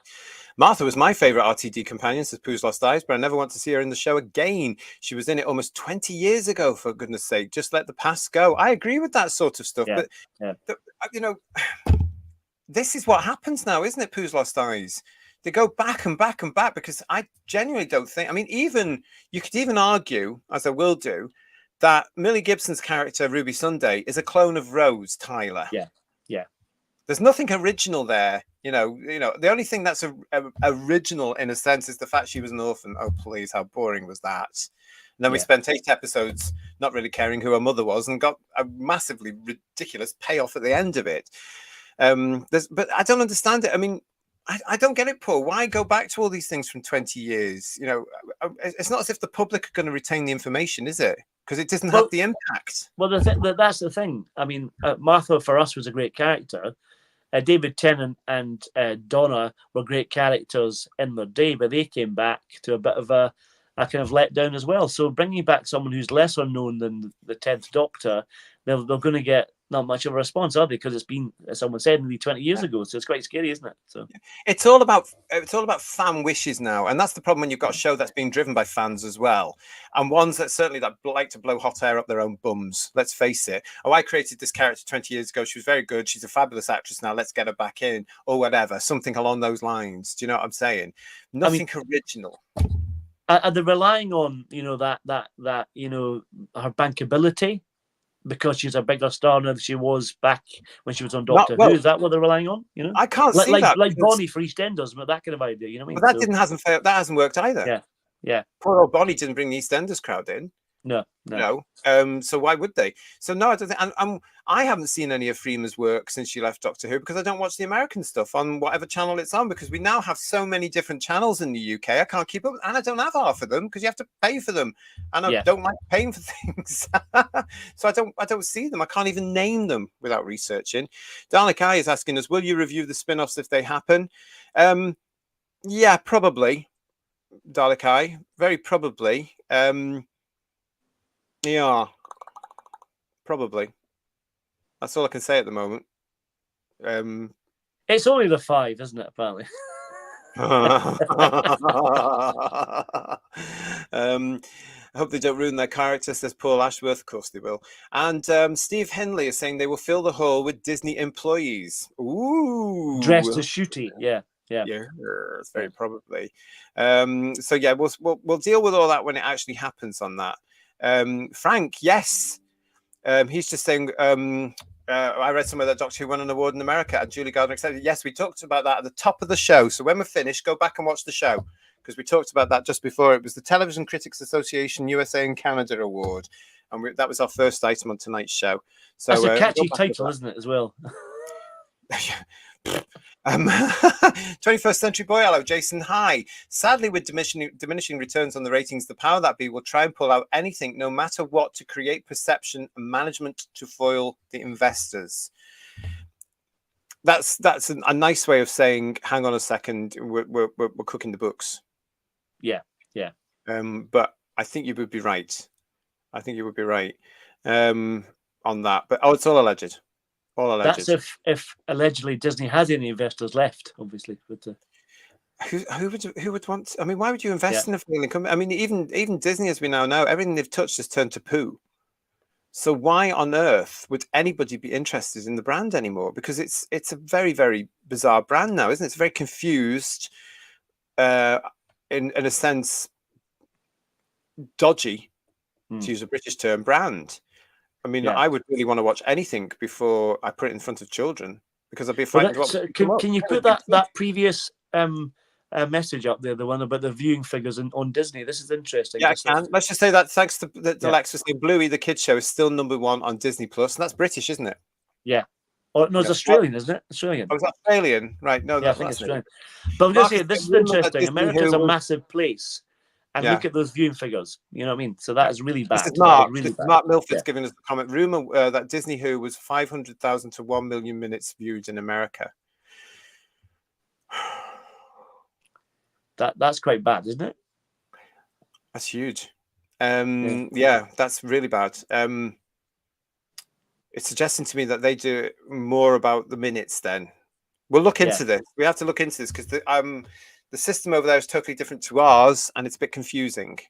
So we'll look into that. I was kind of a bit, because America's a massive place. If you think about the territories that might see this or watch this, or the potential to watch it, should be massive. You know, even the Paul McGann TV movie got 5 million viewers in America, which is nothing really. Yeah, it's going to be very odd. Let's see what happens. We'll see what happens with it. Thank you all for joining us here on Whose Views this evening. This is Headlines. Great to see you all in the chat. You're all having good chats here. Thank you all so much for your comments. Thank you all for joining us as we're coming in. Troy's just joined us as well. If they were making Doctor Who properly, I'd be happy to see any classic companion return. The problem is the show is an embarrassment under control of these people. Yeah, it's quite sad though, in a sense though, because we are losing at this time naturally. Of course, this is what happens with us as human beings. There's not many of our cast left, really, Paul, are there now? And certainly, you know, would they be able to commit to full work like they used to. I don't. I'm not trying to say anything, but you know what I'm all meaning. Happens to us all if we're lucky. So we've got all that. Why go back, says Mark Milford. Why go back? Because they've nothing new to work with. RTD wants another SJA. I certainly got that impression with bringing Bonnie back, and if they're trying to bring Martha back with that side, yes, possibly. But the main show itself is more juvenile than the Sarah Jane Adventures. Yeah, definitely. Yeah. Why bother? Because the main show itself, i.e., their version of Doctor Who, is atrocious. It's absolutely awful. Well, the Sarah Jane Adventure was so much better, I have to say, and that was aimed at a different audience, Yeah. Hartnell's Ghost is agreeing with you, Paul, reading DT and CT, and I'd add bringing back Bonnie Langford was also a mistake. Perhaps Nicola Bryant said no. I don't think Nicola. Well, she managed King Yrcanos anyway, didn't she? So she's off with him, Yeah, I don't think Nicola would turn Nathan down, though. I think she'd relish the role personally. Obviously, I can't really say anything, but I think she would. Anybody would, really, if they're going to get paid for it as well. Any actor's going to take a job. Yeah, of course, yeah. Aren't they? So that's that. The spin-off was due to start filming in spring 24, but only a title, Sea Devils, have been officially announced, says Thor Behind. Yeah, I saw that. I wasn't too sure on the source material for that one either. But they haven't said any official. Nothing has come out of Cardiff, which is official. Nothing has come out of Cardiff, which is official. I'm going to say that again. We will know. We will all know when it does, because they will make it official through the proper channels. Yeah, I mean, people are speculating the fact that we're not heard anything yet, but they are going ahead making it. But they're going to shout from the rooftops when they're making this stuff to publicise it. That's what they always do. Have to now. Yeah, they have to now to shut us all up as well, to say nya to the naysayers. Plus, I reckon they'll wait until they've casted the directors in place. They've started filming. I reckon they'll do something there to say, look, this is on the way. Yeah. And that's more newsworthy as well. If you've got, like, if let's say, for the sake of argument, Freema is coming back, then they've got that as a fantastic news item to produce. You know what I mean? So, yeah, and then again, we'll look at it and just say, right, okay. I mean, from my point of view, I think it will be for BBC Three and Disney Plus and the iPlayer. I think that's where it will be housed. I don't think it's going to be BBC One mainstream, because the main show has just been ridiculous and not received well at all. It'd be quite funny, though, if the spin-off got more than a TV show. That'd be interesting. It's not going to happen, is it? It's not, but yeah. Well, talking about San Diego Comic-Con, that wasn't the only news that came through as well, because this made me laugh, I have to say. Just at the beginning of the weekend, this thing appeared on Doctor Who social media platforms. You may have seen it, which set some elements of Doctor Who fandom wetting themselves, going, oh my God, will there be a crossover? That was then eventually replaced with this Doctor Who Star Trek pop-up at San Diego Comic-Con, July the 25th to the 28th. Yes, this is the story, thus from BBC, from Variety on this one. Star Trek and Doctor Who showrunners to appear together at Comic-Con panel celebrating Intergalactic Friendship Day. This was an exclusive at the time to Variety, but Adam B. Vary. And what this is yes, the meeting of the showrunners is happening at San Diego Comic-Con. Whoopie-doo. This is Russell T. Davies and Alec Kurtzman, who, as you all know, was the equivalent of RTD for the current version of Star Trek. And these two have a lot in common. They have glasses. They're being paid a lot of money. And both of them are responsible, in my honest opinion, for the destruction of two of the biggest franchises in the world. Bearing in mind that Doctor Who, of course, as we all know, started in 1963, and Star Trek followed 3 years later in 66. They're also some of the longest running in the world. It's shocking to think about it. Let's get into this. Bearing in mind who we're dealing with, Paul. Look at these two. Yeah. They look like twins a bit, don't they? Yeah. Tweedledum and Tweedledee. Anyway, from Variety, let's get into the article. Let's see what you make of this, Who viewers. Here we go. In a show of geek unity, by the way, some of this stuff is cringeworthy. This will make you ill. In a show of geek unity, the executive producers and showrunners of the Star Trek TV universe and the Doctor Who Whoniverse, Alex Kurtzman and Russell T. Davies, respectively, will appear in a panel together at San Diego Comic-Con. Yippee!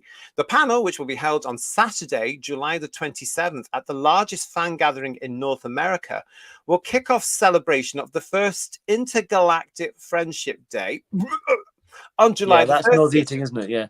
Isn't it just? Yeah. It's also very condescending let's talk about that in a second.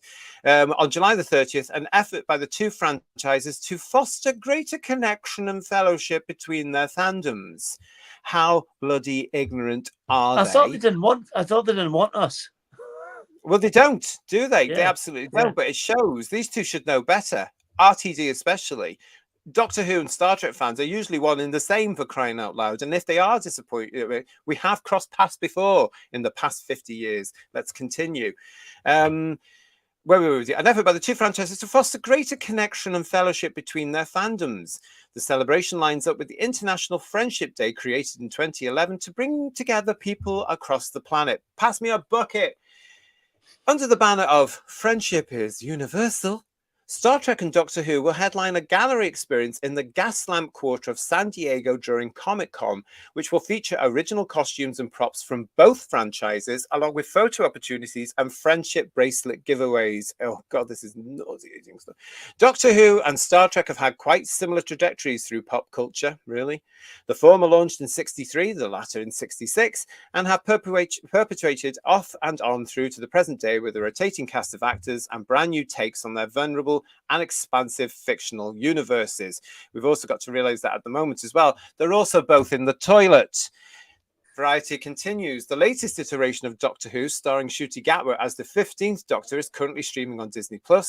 In 2023, the BBC's iPlayer launched the Whoniverse, which allows the UK viewers to partake of more than 800 shows connected to Doctor Who.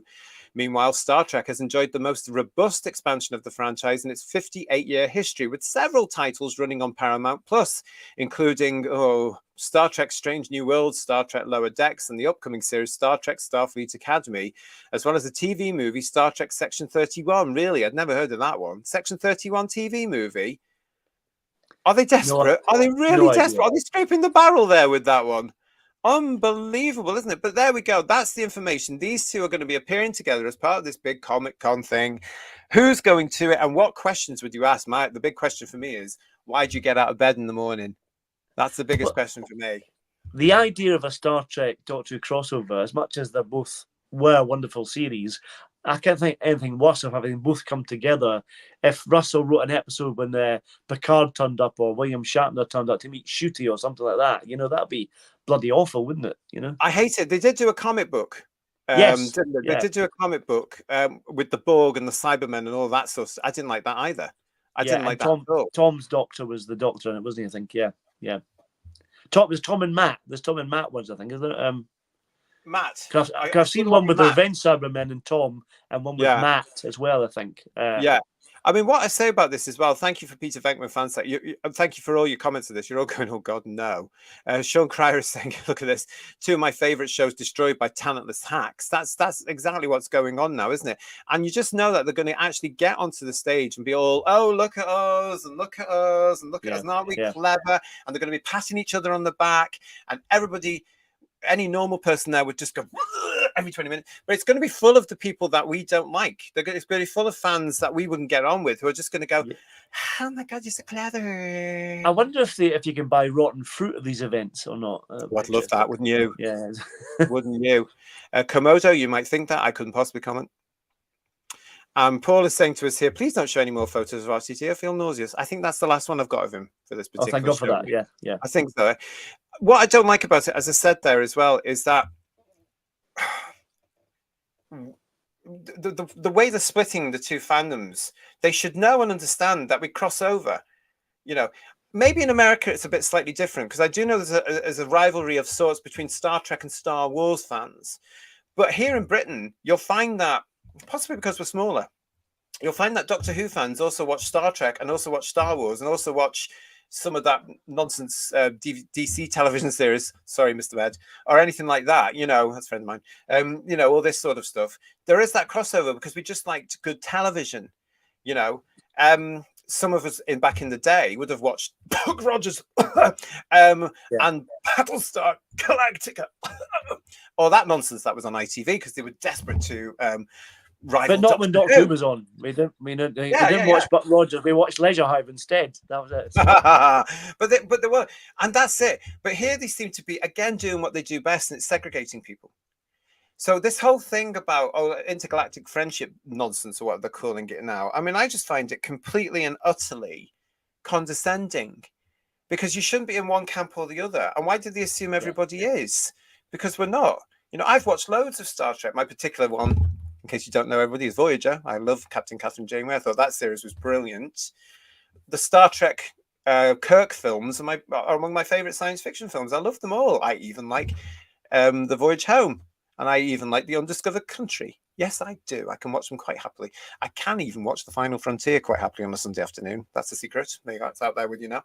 But yeah, all these things, Paul. I mean, why assume this? It's a bad sell. Well, the thing about it is, most fans of any sort of sci-fi, like general sci-fi, like you're saying, I'm not as big a fan of Star Trek as you are, but I like Star Wars, and I like the Star Wars stuff, some of the Star Wars stuff that was on Disney Plus for a time. I love the original Star Wars movie. Yeah, those three original ones are films. Yeah, fabulous. Yeah. And Empire Strikes Back's my particular favourite, because it's great when it gets dark. That's my thing. I like that kind of thing. And that was really good. And I love all that kind of stuff, you know. And but if it hadn't been for Doctor Who here in the UK, we wouldn't have discovered things like Star Trek or Star Wars. Yeah. You know, and it hadn't been for Doctor Who in the UK, the USA market for science fiction wouldn't have got to us as much, because Doctor Who was far more popular than Star Trek here in the UK. Far more popular. Well, what was interesting, though, wasn't it? I think that when Doctor Who finished between seasons, I think after the War Games, they showed Star Trek for the first time in late 60s. And then they'd show it in between Doctor Who seasons in a similar kind of slot sometimes, you know?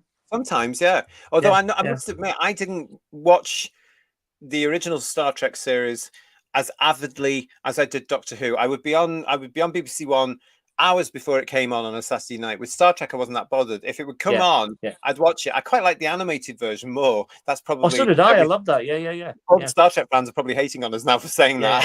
I love it. I noticed it was on Netflix. Like the Star Wars holiday special. I bet it is, yes. Yeah. Well, it was on Netflix for a little while, so I revisited it for the first time since I was little. Yeah. And really enjoyed the storytelling, thinking this is what could be done today. Why aren't the quality of these stories around now? Do you know what I mean? It's wonderful they got the original actors to voice the characters in animation as well. It's lovely, you know. Yeah, it really is, and that was in their equivalent of the Wilderness Years, wasn't it? Because the parallels between Star Trek and Doctor Who are huge. Both went through the Wilderness Years. Both came back to huge success, and both are now in the toilet. As Stephen Braddock is saying there, with all those little YW is saying to us here, "Oh God, no!" And Matthew is saying it's International Vomit Day. It's one of these things, Matthew, isn't it? It's very much about this sort of sensey, touchy. Yeah, Matthew, I wish that was a real day. That sounds perfect. Yeah, but it's all that sort of stuff again, isn't it? It's all about this thing saying, oh, it's all this sort of ideological nonsense about the world's all this, and it's we've all got to come together. And I can't be done with it. It gives me a headache. You live in the real world, for crying out loud. And actually, stop assuming that the fans don't get on, because actually we do. Unless you're a Star Trek and Star Wars fan, because I know it can get heated with them, but I'm sure it's all done in good faith. Sure. There's one of these. You've seen it. There's a great T-shirt.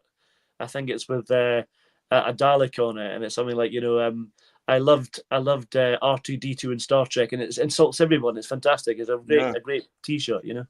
Well, don't forget as well, there was that stupid line, I think it was in Space Babies or something, where the Doctor actually says, Ncuti Gatwa's version of the Doctor says to Millie Gibson's Ruby, I must take you there sometime. Yeah. Do you remember that line, everybody? And that's where I just went, oh God, here we go with all this. It's that knowing wink to your alleged audience, which isn't there now, to say, oh, you know, give over. Yeah. Lex is saying, please don't do a crossover. Nobody would be really interested, because there's hardly any Star Trek fans, never mind the Doctor Who fan base. And Daryl Joyce is saying, hi, Daryl, pooling their limited fan base is more like, yes, that could be very true, couldn't it? But like I said, if they had the common sense to keep the fandom in the first place, this would never have happened. Well, yeah, rather than just blurting out. This is the other thing that's the parallel, isn't it? Because actually, add Star Wars into the mix and Marvel into the mix on this. All of these creators have told us all, go away, we don't want you, because their mythical new audience will take over. And guess what? We all know they haven't, because it's a mythical new audience. They're not there. Sean is saying to us here, sorry, JT, the book isn't you, so I'm puking into it. Well, hand it back very quickly, please, Sean, because I can feel we're going to need it in a minute. Yeah, so... Yes, exactly. Michael, hello, Michael. Nice to see you. Looking very smart in that picture there. I honestly thought Kurtzman had been fired. Well, obviously not. Obviously not. And Thor behind is saying the egos have landed big time. Can you imagine what it's going to be like with those two? Honestly, they're going to be patting themselves on the back, aren't they? Completely Thor behind. They're going to be, oh, look, you're lovely and you're marvelous. No, I love your show and I love your show. It's going to be lovey overkill with those two. I mean, goodness me, you're going to need a real jab before you go there. Get a tetanus or something, because honestly, it's going to be terrible. And Kurtzman wasn't even a Star Trek fan, says Paul Rose. He just said he wanted a franchise to run, and so he did. Into the Ground. Is that true? Because I did hear that. Because he's been around for years doing various films and stuff. Not that anybody remembers, because we're all a bit. You need to have a respect for your source material, and that's part of the problem, really. And this is what they don't know, because they're so interested in their own agendas, aren't they? In their mythical agendas. Do you know what I mean? Because if you lose the essence of the program you're trying to make something else. You know. Yeah. Peter Venkman's fan site is saying to us here, I like how these fans' ideas of friendship are call you ots and phobes. Yeah. Yeah, that's what's rude about it. And that's why a lot of us are just not bothering with them anymore. But that's their preferred audience, isn't it? That's their mythical new audience. They're the people, Peter Venkman, that they want there. They want to preach to these people because they're all like-minded. But it's not true fandom. It's a minority. You know, they're the ones that liked, what was it in Discovery? Tilly or something like that was one of the characters in that I was told was come out as non-binary. For heaven's sake, right. It's science fiction, for heaven's sake. You know, we've been dealing with that sort of stuff. How many aliens have we met because they're aliens that don't have a sexuality or some form of gender? You know, because they're aliens and therefore they're not humanoid. I mean, that's just totally ridiculous. But you do, don't you, Peter Venkman fans, that you get called ots and phobes for not having it. But how stupid. It's going to happen in Doctor Who eventually. Yeah. We will have some sort of MB human companion or something like this. And of course, you can't be if you were human. I'm going to state it now. You can't be non-binary. It's impossible. YW2324 is saying to us, I'm glad I ate already. I think my stomach just made a noise. And Sean is saying to us, to be fair, though, they could all sing together. Don't even joke. Because that's true. They've both done the singing episode, haven't they? So, yeah.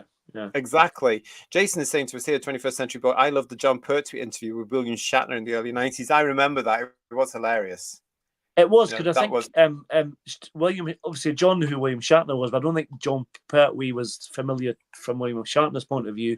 I don't think he knew what Doctor Who was. It's a very interesting interview, I have to say. It's a bit weird.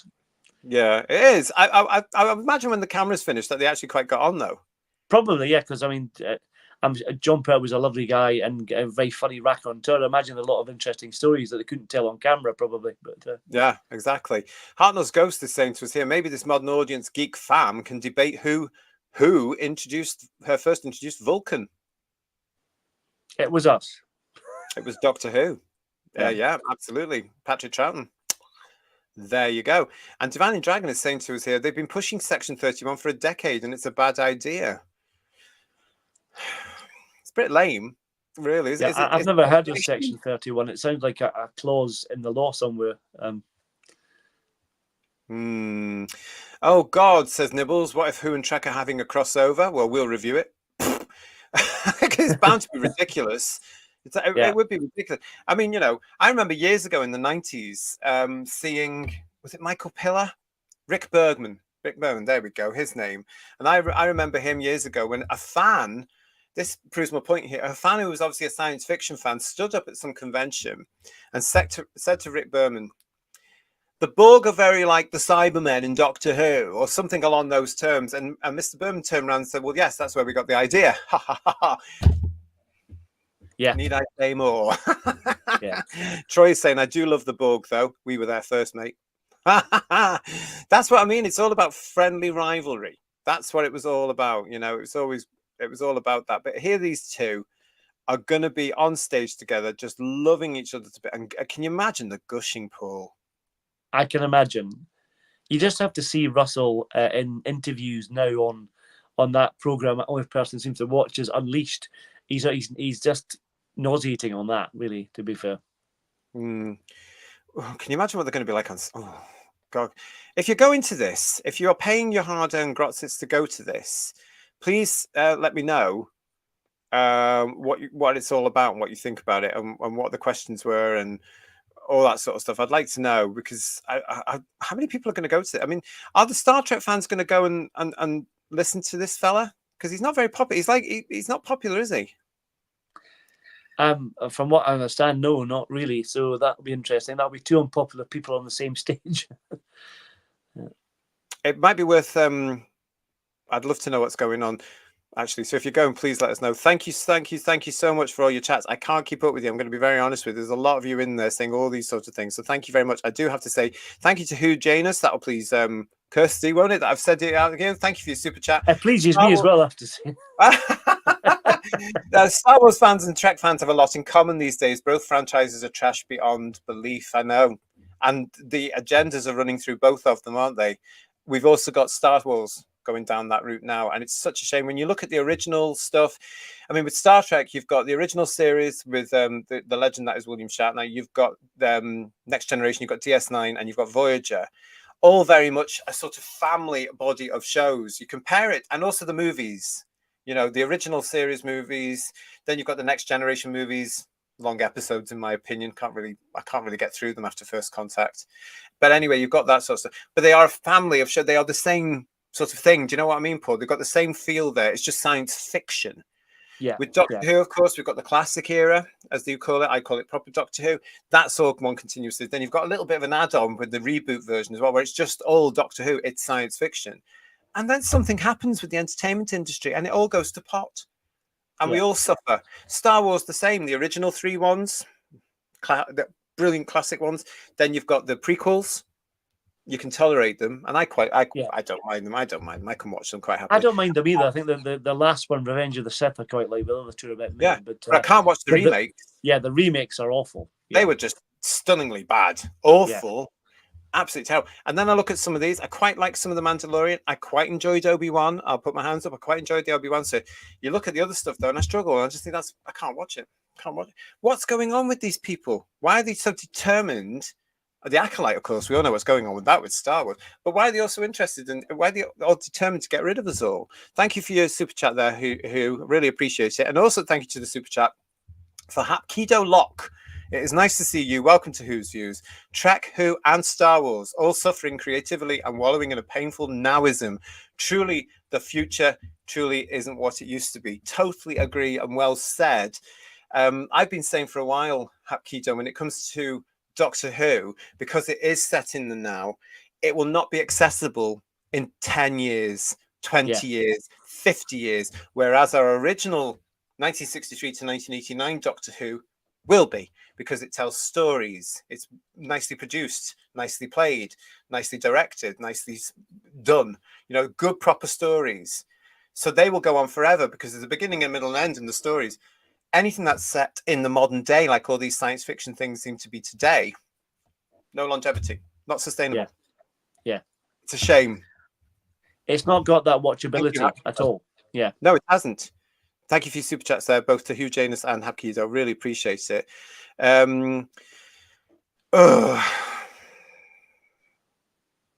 Thought behind is saying to us, Paul, the bucket is in use. RTD is scraping the bottom of it.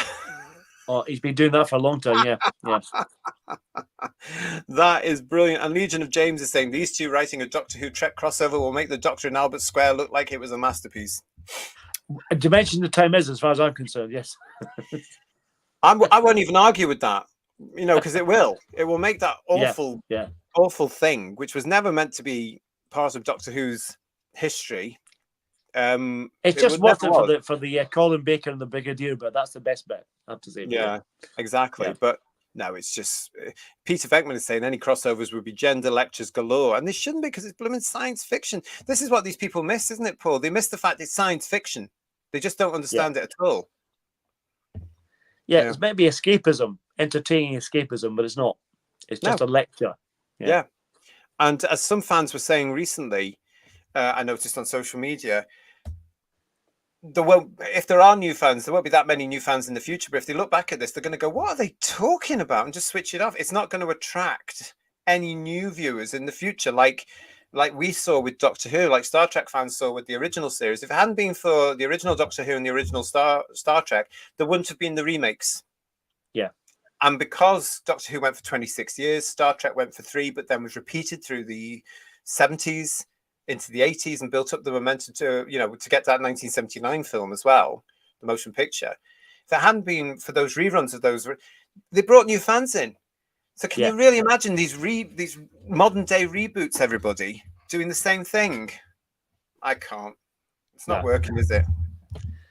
No, it's not. It's such a shame because, like I said, going back to the fan base thing, if they just kept us interested, entertained us, they would have a better future. But they don't have a future at all.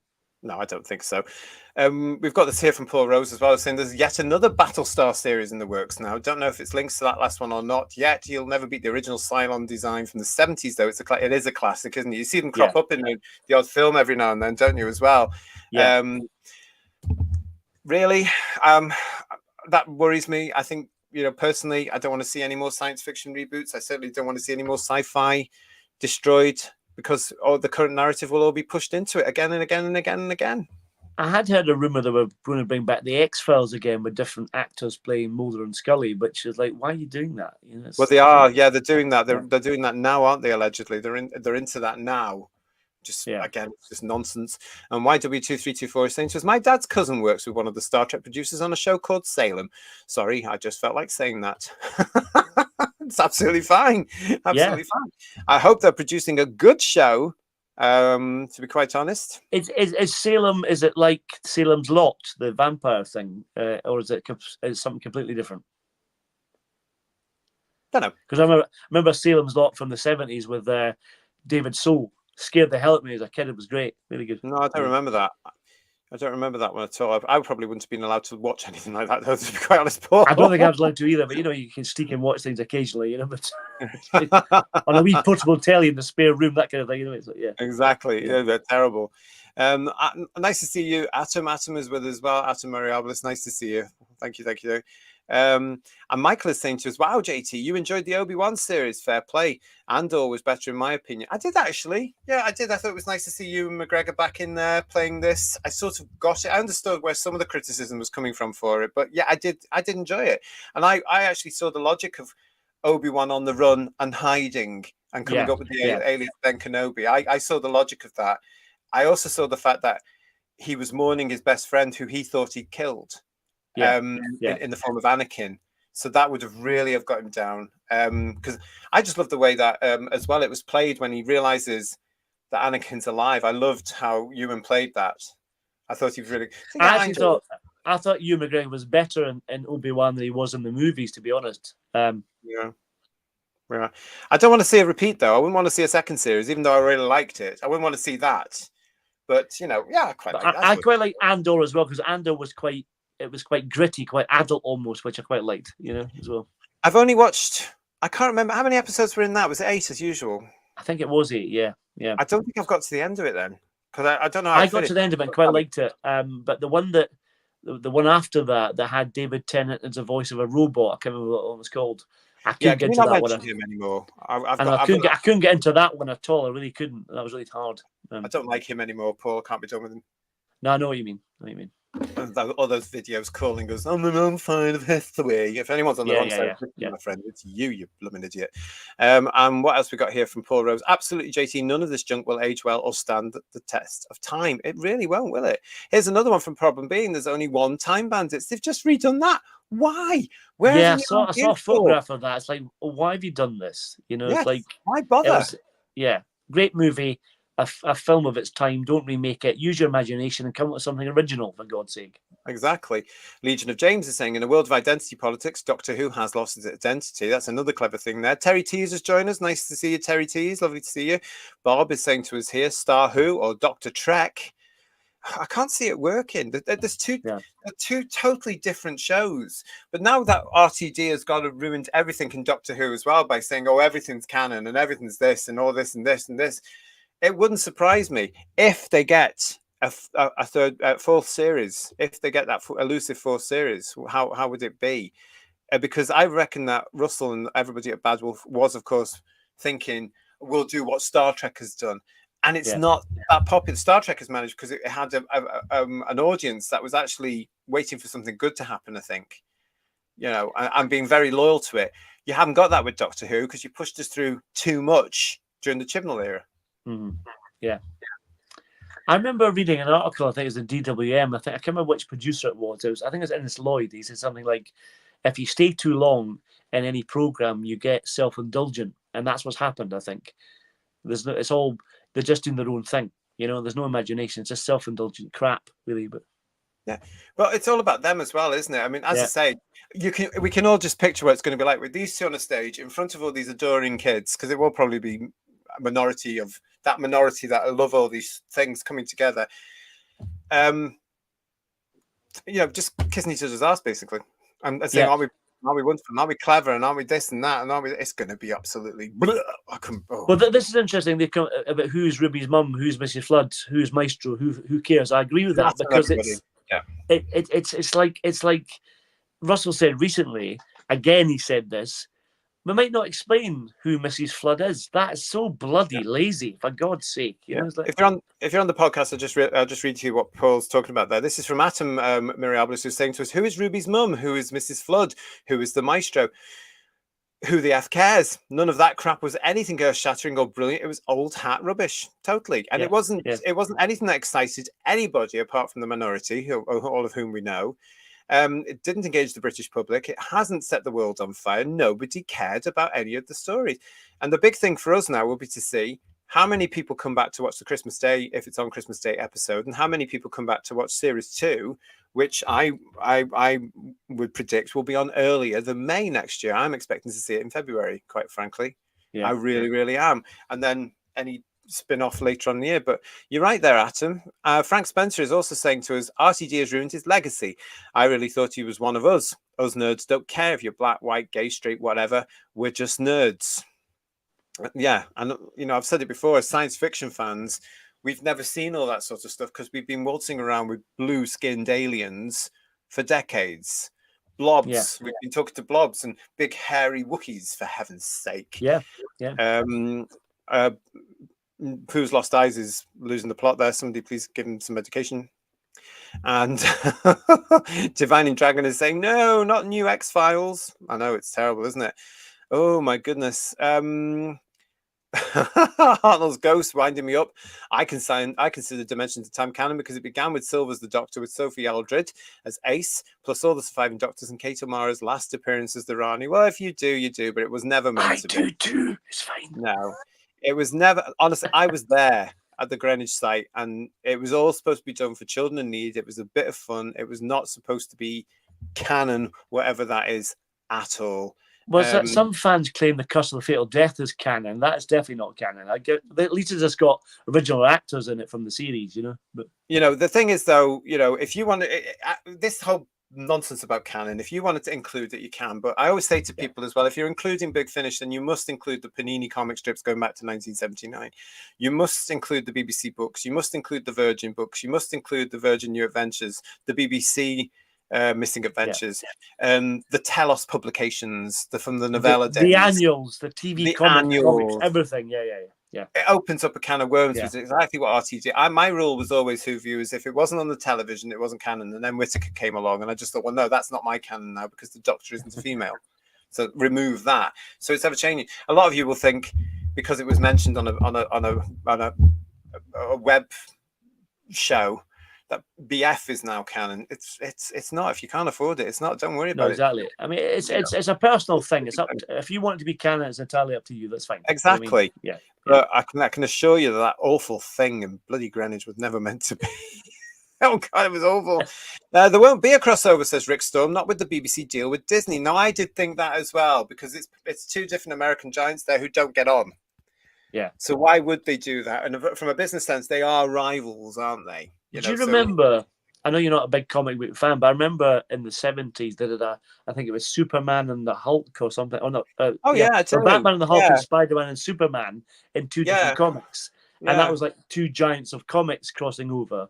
Which was very exciting at the time. But maybe they're trying to, because they're desperate to get a success, they're trying to find something that'll work. But I don't know. I think this is them because they are just friends and. RTD has gone on record saying he watches the Star Trek stuff, and isn't it wonderful? Isn't it marvelous? Isn't it? I mean, he gushed about Picard Series 3, as most of the fans did, because for a brief moment they got their Star Trek back. For a brief moment, we're still waiting for that in Doctor Who. And there's always season 2, isn't there? No, it's not going to happen anytime soon. But apparently, the Picard Series 3 was a full-bodied science fiction experience as well, which had nothing to do with its previous two series. Yeah. I've not seen it yet because it's not on a channel that I can have access to here in the UK, and I'm certainly not spending $24.99 or whatever it is on a DVD box set. Not a chance. Anyway, so you've got that, but you know, yeah, we know he watched it and he loved it and he was gushing about it. So this is purely this thing about friendship and all this. I mean, this is all namby-pamby nonsense as well, to be quite honest. I really don't think it, but I think you're right, Rick Storm. I don't see it actually happening because of that. I want to say hello and welcome to Who Views to Leo James Ward. Not seen you before, so hello. Nice to see you. Star Trek is being produced by one of Jar Jar Abraham's acolytes. Jar Jar Abraham. That's like a cross between Star Wars and the Smurfs. It is a bit, yeah. Father Abraham, yeah, exactly, yeah. Yeah, exactly. I quite like that. It's quite funny. But nice to see you, Leo James Ward. Hope you are well, and welcome to Who's Views. Jack is with us. Hello, Jack. Not seen you for a while. They keep referring to Ruby as a legend. Really? I still don't get why Sutek was scared of her or worried about her, because her mum was just normal. Yeah, true. And I like this from Thomas. Hiya, Thomas. RTD and Alex Kurtzman at the same desk. We would be like watching the two Ronnies. That is brilliant. That's brilliant. Lovely, yeah. Like I love it. I love that. Well done, Thomas. That's a good one. Thank you for making me laugh. And Mark is saying, JT, what are your thoughts on the Obi-Wan Kenobi, the Patterson cut? No idea, because I don't know what that is. Me neither. Never heard of it. No, I don't know what this is. Sorry. Does canon? Is this what you mean, Sean? Does canon matter these days? Well, it doesn't anymore because they've ruined it all, haven't they? Spun it off. I mean, look what Chibnall did to the Doctor, for crying out loud. Even it's a brand new character that he created. It's not even the Time Lord anymore, allegedly. Yeah, that's why I just can't be bothered with it, to be quite honest. You know, no. What else we got here? Thank you very much, everybody, for joining us. I count the books as canon, says YW. Good grief, dude. You must have spent a fortune over the years because there's loads. And Julia's here saying canon doesn't matter with us. Hello, Julia. No, it doesn't. It doesn't matter. You know, it annoys me, Julia, when I get certain fans saying, you've got to do this. You've got to. Like I've seen plenty over the last few years. Oh, blah, blah, blah, blah. And I say, well, where did that happen in Doctor Who? And they'll come back saying it was on a blooming CD. I was like, well, bugger off.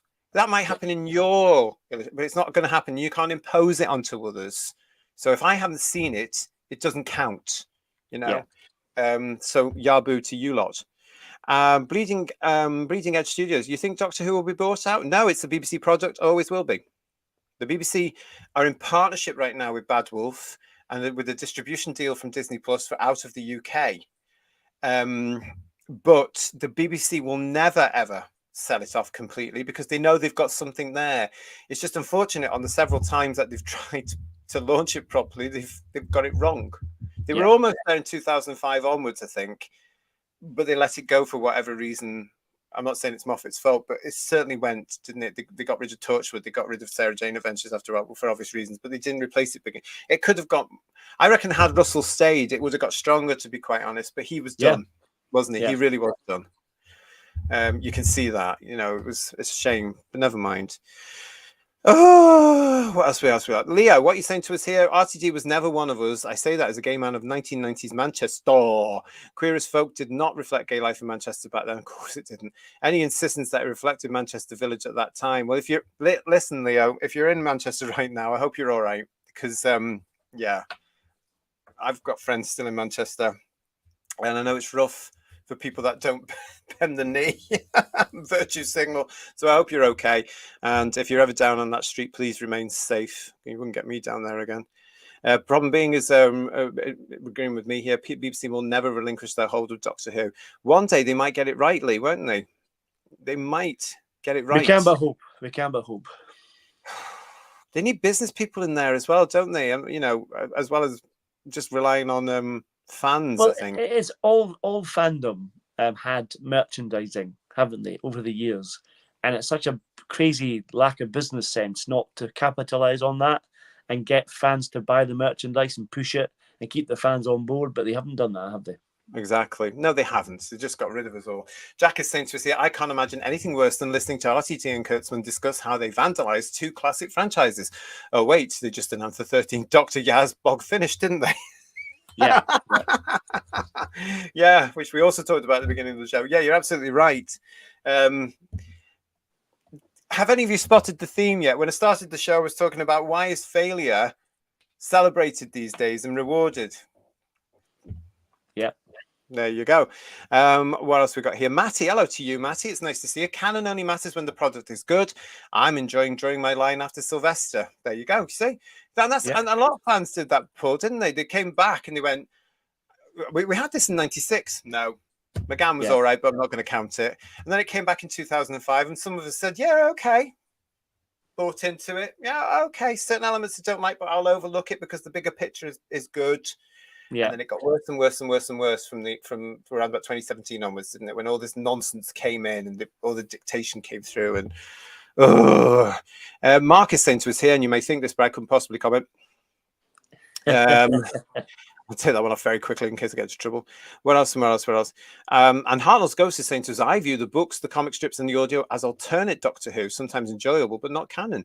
Again, it's up to you. It's up to everybody, isn't it? It really, really is. I remember having this... it's very strange. I remember having this conversation, Paul, back in the Wilderness years in the 90s when the Virgin New Adventures came out, because a friend of mine at the time said, these are canon now. This is canon. This is carrying on for Survivor. It's got John Nathan Turner's seal of approval. This is canon.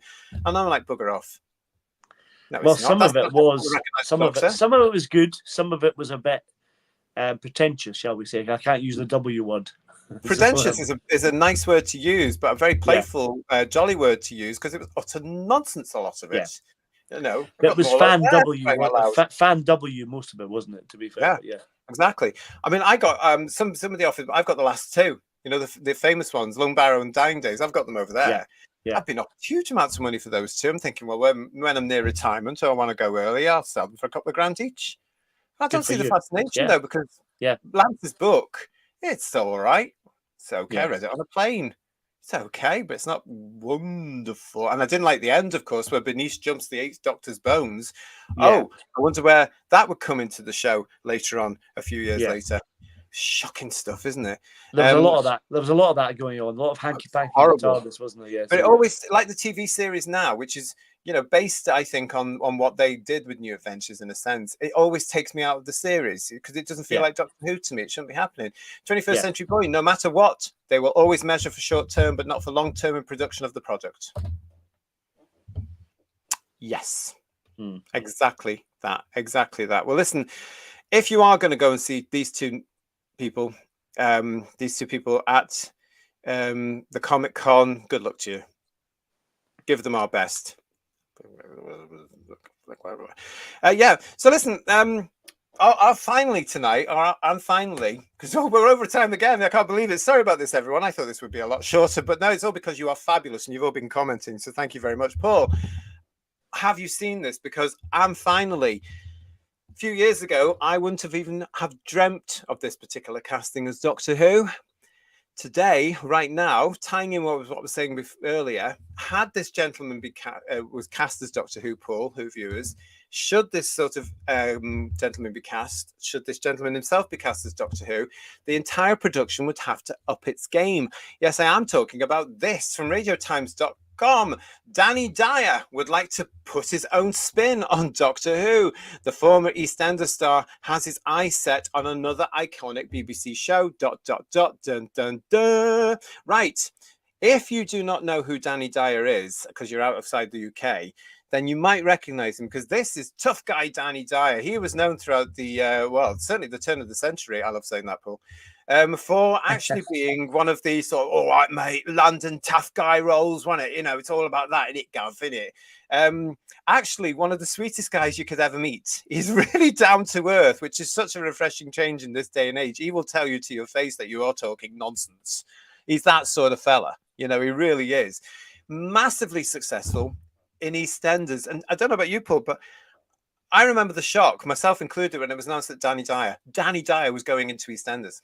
Yeah. You know, and apparently I never saw any of the episodes, although I'd never tell that to his face. But you know, apparently he was brilliant in it, and he really suited the character he was playing and that whole EastEnders show. He really suited it. Yeah, I don't remember much about him. I remember being announced to be in it. I remember seeing little bits of it, and he was very good in it. And his take on the Doctor would be interesting. I bet he wouldn't cry at all. If this gentleman because of his history and his track record, he would actually have a say in the scripts, and he wouldn't have stood any of the nonsense we've just been given in the last first series, if you know what I mean. The last version of the series we've just been given, which is the first series of Disney Who. He wouldn't have stood any of that, and he wouldn't have stood a lot of that language. And that's what I'm trying to say. RTD and all the production would have upped their game to make the standard of the scripts a lot better than Gatwa accepted, because Gatwa doesn't have that real influence. Let's get into the story from RadioTimes.com, though. Danny Dyer has already had a major role in one of the BBC's most iconic shows, playing Mick Carter on EastEnders. And the star has now revealed that he'd love to have another go at another Doctor Who. Speaking to The Sun about what he considered his dream acting gigs, Dyer mentioned both the Doctor and James Bond, hinting that he'd love to reinvent both iconic characters in his image. The obvious role I'd love to play is James Bond, he said. You know, a Cockney Bond. I get offered to do Strictly every year. It's not for me, he revealed. I've got no desire to be mincing around in sequins.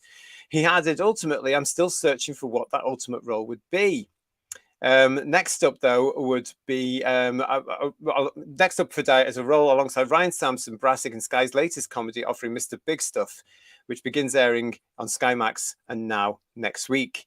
But the fact that he even mentioned Doctor Who to say, I would actually like a go at Doctor Who, as I say, a few short years ago, I was thinking, oh no, really? Yeah. But right now, I'm actually craving it. Cast the role, bring him in. Bring him in. Well, the thing, based on what we've had the past couple of incarnations, I mean, could it be any worse? Give him a chance. I think he'd be quite an intimidating Doctor, which would be a bit like Eccleston and that kind of slightly daunted, kind of maybe war-torn kind of Doctor. But he's got a bit of gravitas about him. I'll give him that. You know. Well, yeah, and he is a very powerful performer. You know, I mean, look at this we've got here as well. We've got Who Jane is saying, listen, Davros, you slag. He would be a tough guy. And I thought in the same way if Mike Reid got the chance to play the Doctor, that'd be interesting, you know. Oh God, yeah. We are back into that territory though, wouldn't we? But you know what? Yeah. Because he's got that, I would actually quite think as he's an actor, and he would actually research the role of the Doctor. What would he do with it? And now he's mentioned the fact I'd quite like to do it. I'm quite interested to see how he would do it, because I think he would actually surprise us all. I think he would come off, yes, with that hard ability to turn around to a Dalek or a Cyberman or something as well and be able to say, right, mate, I'm having you. Do you know what I mean? Yeah. And actually terrify the things. But that's what you need as the Doctor. You need that steel quality sometimes when you're faced with these things. You wouldn't break down and cry, would you, Who viewers? And Dyer's Doctor wouldn't dream of doing that. He'd rather punch it. But I think he could bring some sort of magical shock to us, like Eccleston did in a sense as well, because we all thought he was going to do the hard man act, and he toned it down. I mean, we've got to realize these people are actors. Well, that's it, and they can play characters. And I do think the thing about it is if they research it properly and invest in the character, and he's written right, because I've said this before many times, if he's not written like the Doctor, he won't come across as the Doctor. You need to have that Doctor element, but you can bring something new to it as well. But you have to still maintain that essence. Yeah. Lisa's saying to you, Danny Dyer would be an amazing Doctor, but not with RTD running things. No, because Dyer would have too much control as well to be able to say, that script, mate, is not going to happen. And that's why he would never get a look in. And also, but I don't think RTD would even dream of looking towards Danny Dyer. I just don't. It's just not part of the whole thing that he's involved in, is he would turn around and say, what are you talking, mate? That is nonsense. You know, fantastic. But it would be quite interesting, wouldn't it? I would love to see Danny Dyer doing it with an RP accent, like like they used to have. You know, he might surprise us. Yeah. I mean, again, as I say, he's an actor, so he might surprise. I mean, he would know what the Doctor is and whom the Doctor is, and put his spin on it. I think it'd be quite interesting to see how like Eccleston did. You know, Danny Dyer would make the monsters cry with Stephen Braddock. Yep, you absolutely could. And then look at this. Danny Dyer, says Bob, Sherwood, might be interesting as the Doctor, but who next? Vinnie Jones, perhaps? Well, like you said, Paul Daniels for the Doctor. It's getting to that stage again of potential crazy casting because it's losing credibility a little bit. Not that I'm saying that Danny Dyer wouldn't be credible. I'm just suggesting it's become a bit... It's anyone's hat thrown into the ring stage again. You know what I mean? It is. It really, really is. We've got to that point yet again. And it's such a shame, really, isn't it, that we've got to that point where it's a bit like, I'm not saying anything about Danny Dare as well, because actually the more I thought about it today while putting the show together, I thought I would actually now, like, after what we've just seen with the last previous two, I would like to see a complete difference. Based on And the he would past two, provide I'd that. cast him in a heartbeat probably after that. But Well, because it would toughen it up, because he would also demand bigger scripts. He really would. I mean, imagine Danny Dyer playing in Space Babies. It would never happen. The Devil's Board. It would never happen. Yeah. You know, that Rogue. It wouldn't happen, because he'd go, "What's this whippet dung?" Yeah. Yeah. They would all have to put their, do you know what I mean? Who viewers? They would all have to up their game. They really, really would, because he wouldn't actually saying no. Here we go. Here, Jack is saying, I imagine him calling Daleks Muppets and telling Davros to shut it. I do think he'd surprise them with any sort of performance, though. And we'd be like the Sweeney Doctor, wouldn't it? Be quite good. Possibly. I think there would be a playfulness there as well, because he's a family man as well. He's got a bit of a twinkle about him, because he's kind of plays as hard man, but he's got a bit of a twinkle, which is what you need to really. But certainly, as Leo's James Ward is saying here, Dyer would bring an audience. He would, because it's not just the EastEnders. He's been around for years. And there were people that would just tune in for the first 3 or 4 episodes at least to see what he would do as Doctor Who. Yeah, you know, because people would be what? They would be totally in disbelief. Matt 532 is saying to us here, the ratings would go up for sure. There would, I think something like that would be worth it now as well. Paul Ashworth is saying Dyer could do intense moments. Exactly. I do think that as well. What else we got? Get someone legit in, says Pooh's Lost Eyes. Gatwa had like 2 credits in teen sex dramas before landing the role. Before going for the out there cast, you need to ground it in reality with a well-known casting. And Dyer is like that, And Matthew is saying here, look at this is great. Cockneys deserve minority representation. Well said, Matthew. They are a rare breed now. We're all talking about certain rights, so we're not all talking about it, but they're all preaching certain rights. What about Cockney rights? They are a rare breed. They are disappearing from London every single day. Where are they? I think the trouble with having an accent with a Doctor is quite tricky if they're trying to make it more accessible to a wider audience, to like America, places like that. Because I remember Eccleston being cast, and there was talk about him being redubbed because he was too northern for a Canadian broadcasting company. So I think having a broad accent can be a bit of an issue potentially. Yeah, exactly. Lex is saying to us here, thanks for a wonderful show. I'm at the Lake District till Friday. Will there be a Wednesday show? Can't tell you yet. It depends if anything happens on headlines, if there's any news. The best thing to do is keep an eye on our show page here on the Tube of Who. The show page will be updated with when we're going live again next time. Also, you can keep in touch with us via our Facebook page and our Instagram. Where we do put sort of like the old days with the Radio Times. This show's coming at a certain time. That's going to be there. So that's the best thing to do, because it depends when they're going to drop a story. So thank you so much. Garbage is in the chat now as well. Nice to see you, Garbage. I take it that means the footy ball is finished. Not that I'm interested in any way, shape or form. Danny would say, says Lex, who needs a sonic screwdriver? I'll do action scenes like John Pertwee. And he wouldn't be frightened to do them, Paul, would he? Yeah, that'd be good. Yeah. It would be nice to see more of an action Doctor again. Actually, somebody like that. I think we're saying that would be good, wouldn't it? Any eccentric actors left? Says Jack. That's what's needed to play the character well. Someone a bit odd, a bit mad. No, there aren't really. It's a dying breed, eccentricity. We seem to have got rid of that in the United Kingdom now, which is a great, great shame. I would say myself that Tom, our very own beloved Tom, is the last great British eccentric, personally. I think as a new Doctor, Matt Smith came close to being nicely eccentric, but he's gone now, isn't he, from Doctor Who? So he's gone, and I don't know if we'll ever get him back, because he's very busy, because he's doing a great career as well, isn't he? So no, I don't think we're doing that. But Stephen is saying to us here, another great show and a start to the week. Thanks, everyone. You are very, very welcome.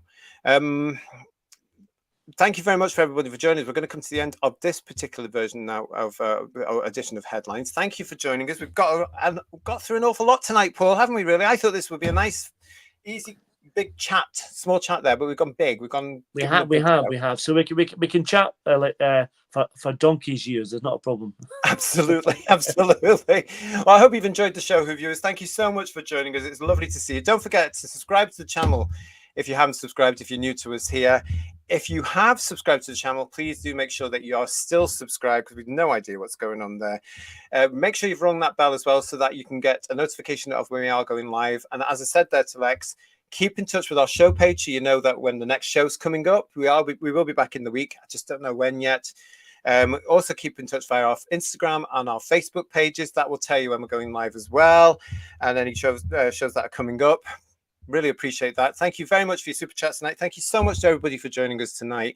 But don't forget that when they drop a headline, we will be here to talk about it. From Paul and myself, have a great rest of the night if you're in the UK. Have a great day if you're outside the UK. And we'll see you again very soon, I'm sure. Good night, everybody. See you again. Good night, everyone. Bye-bye.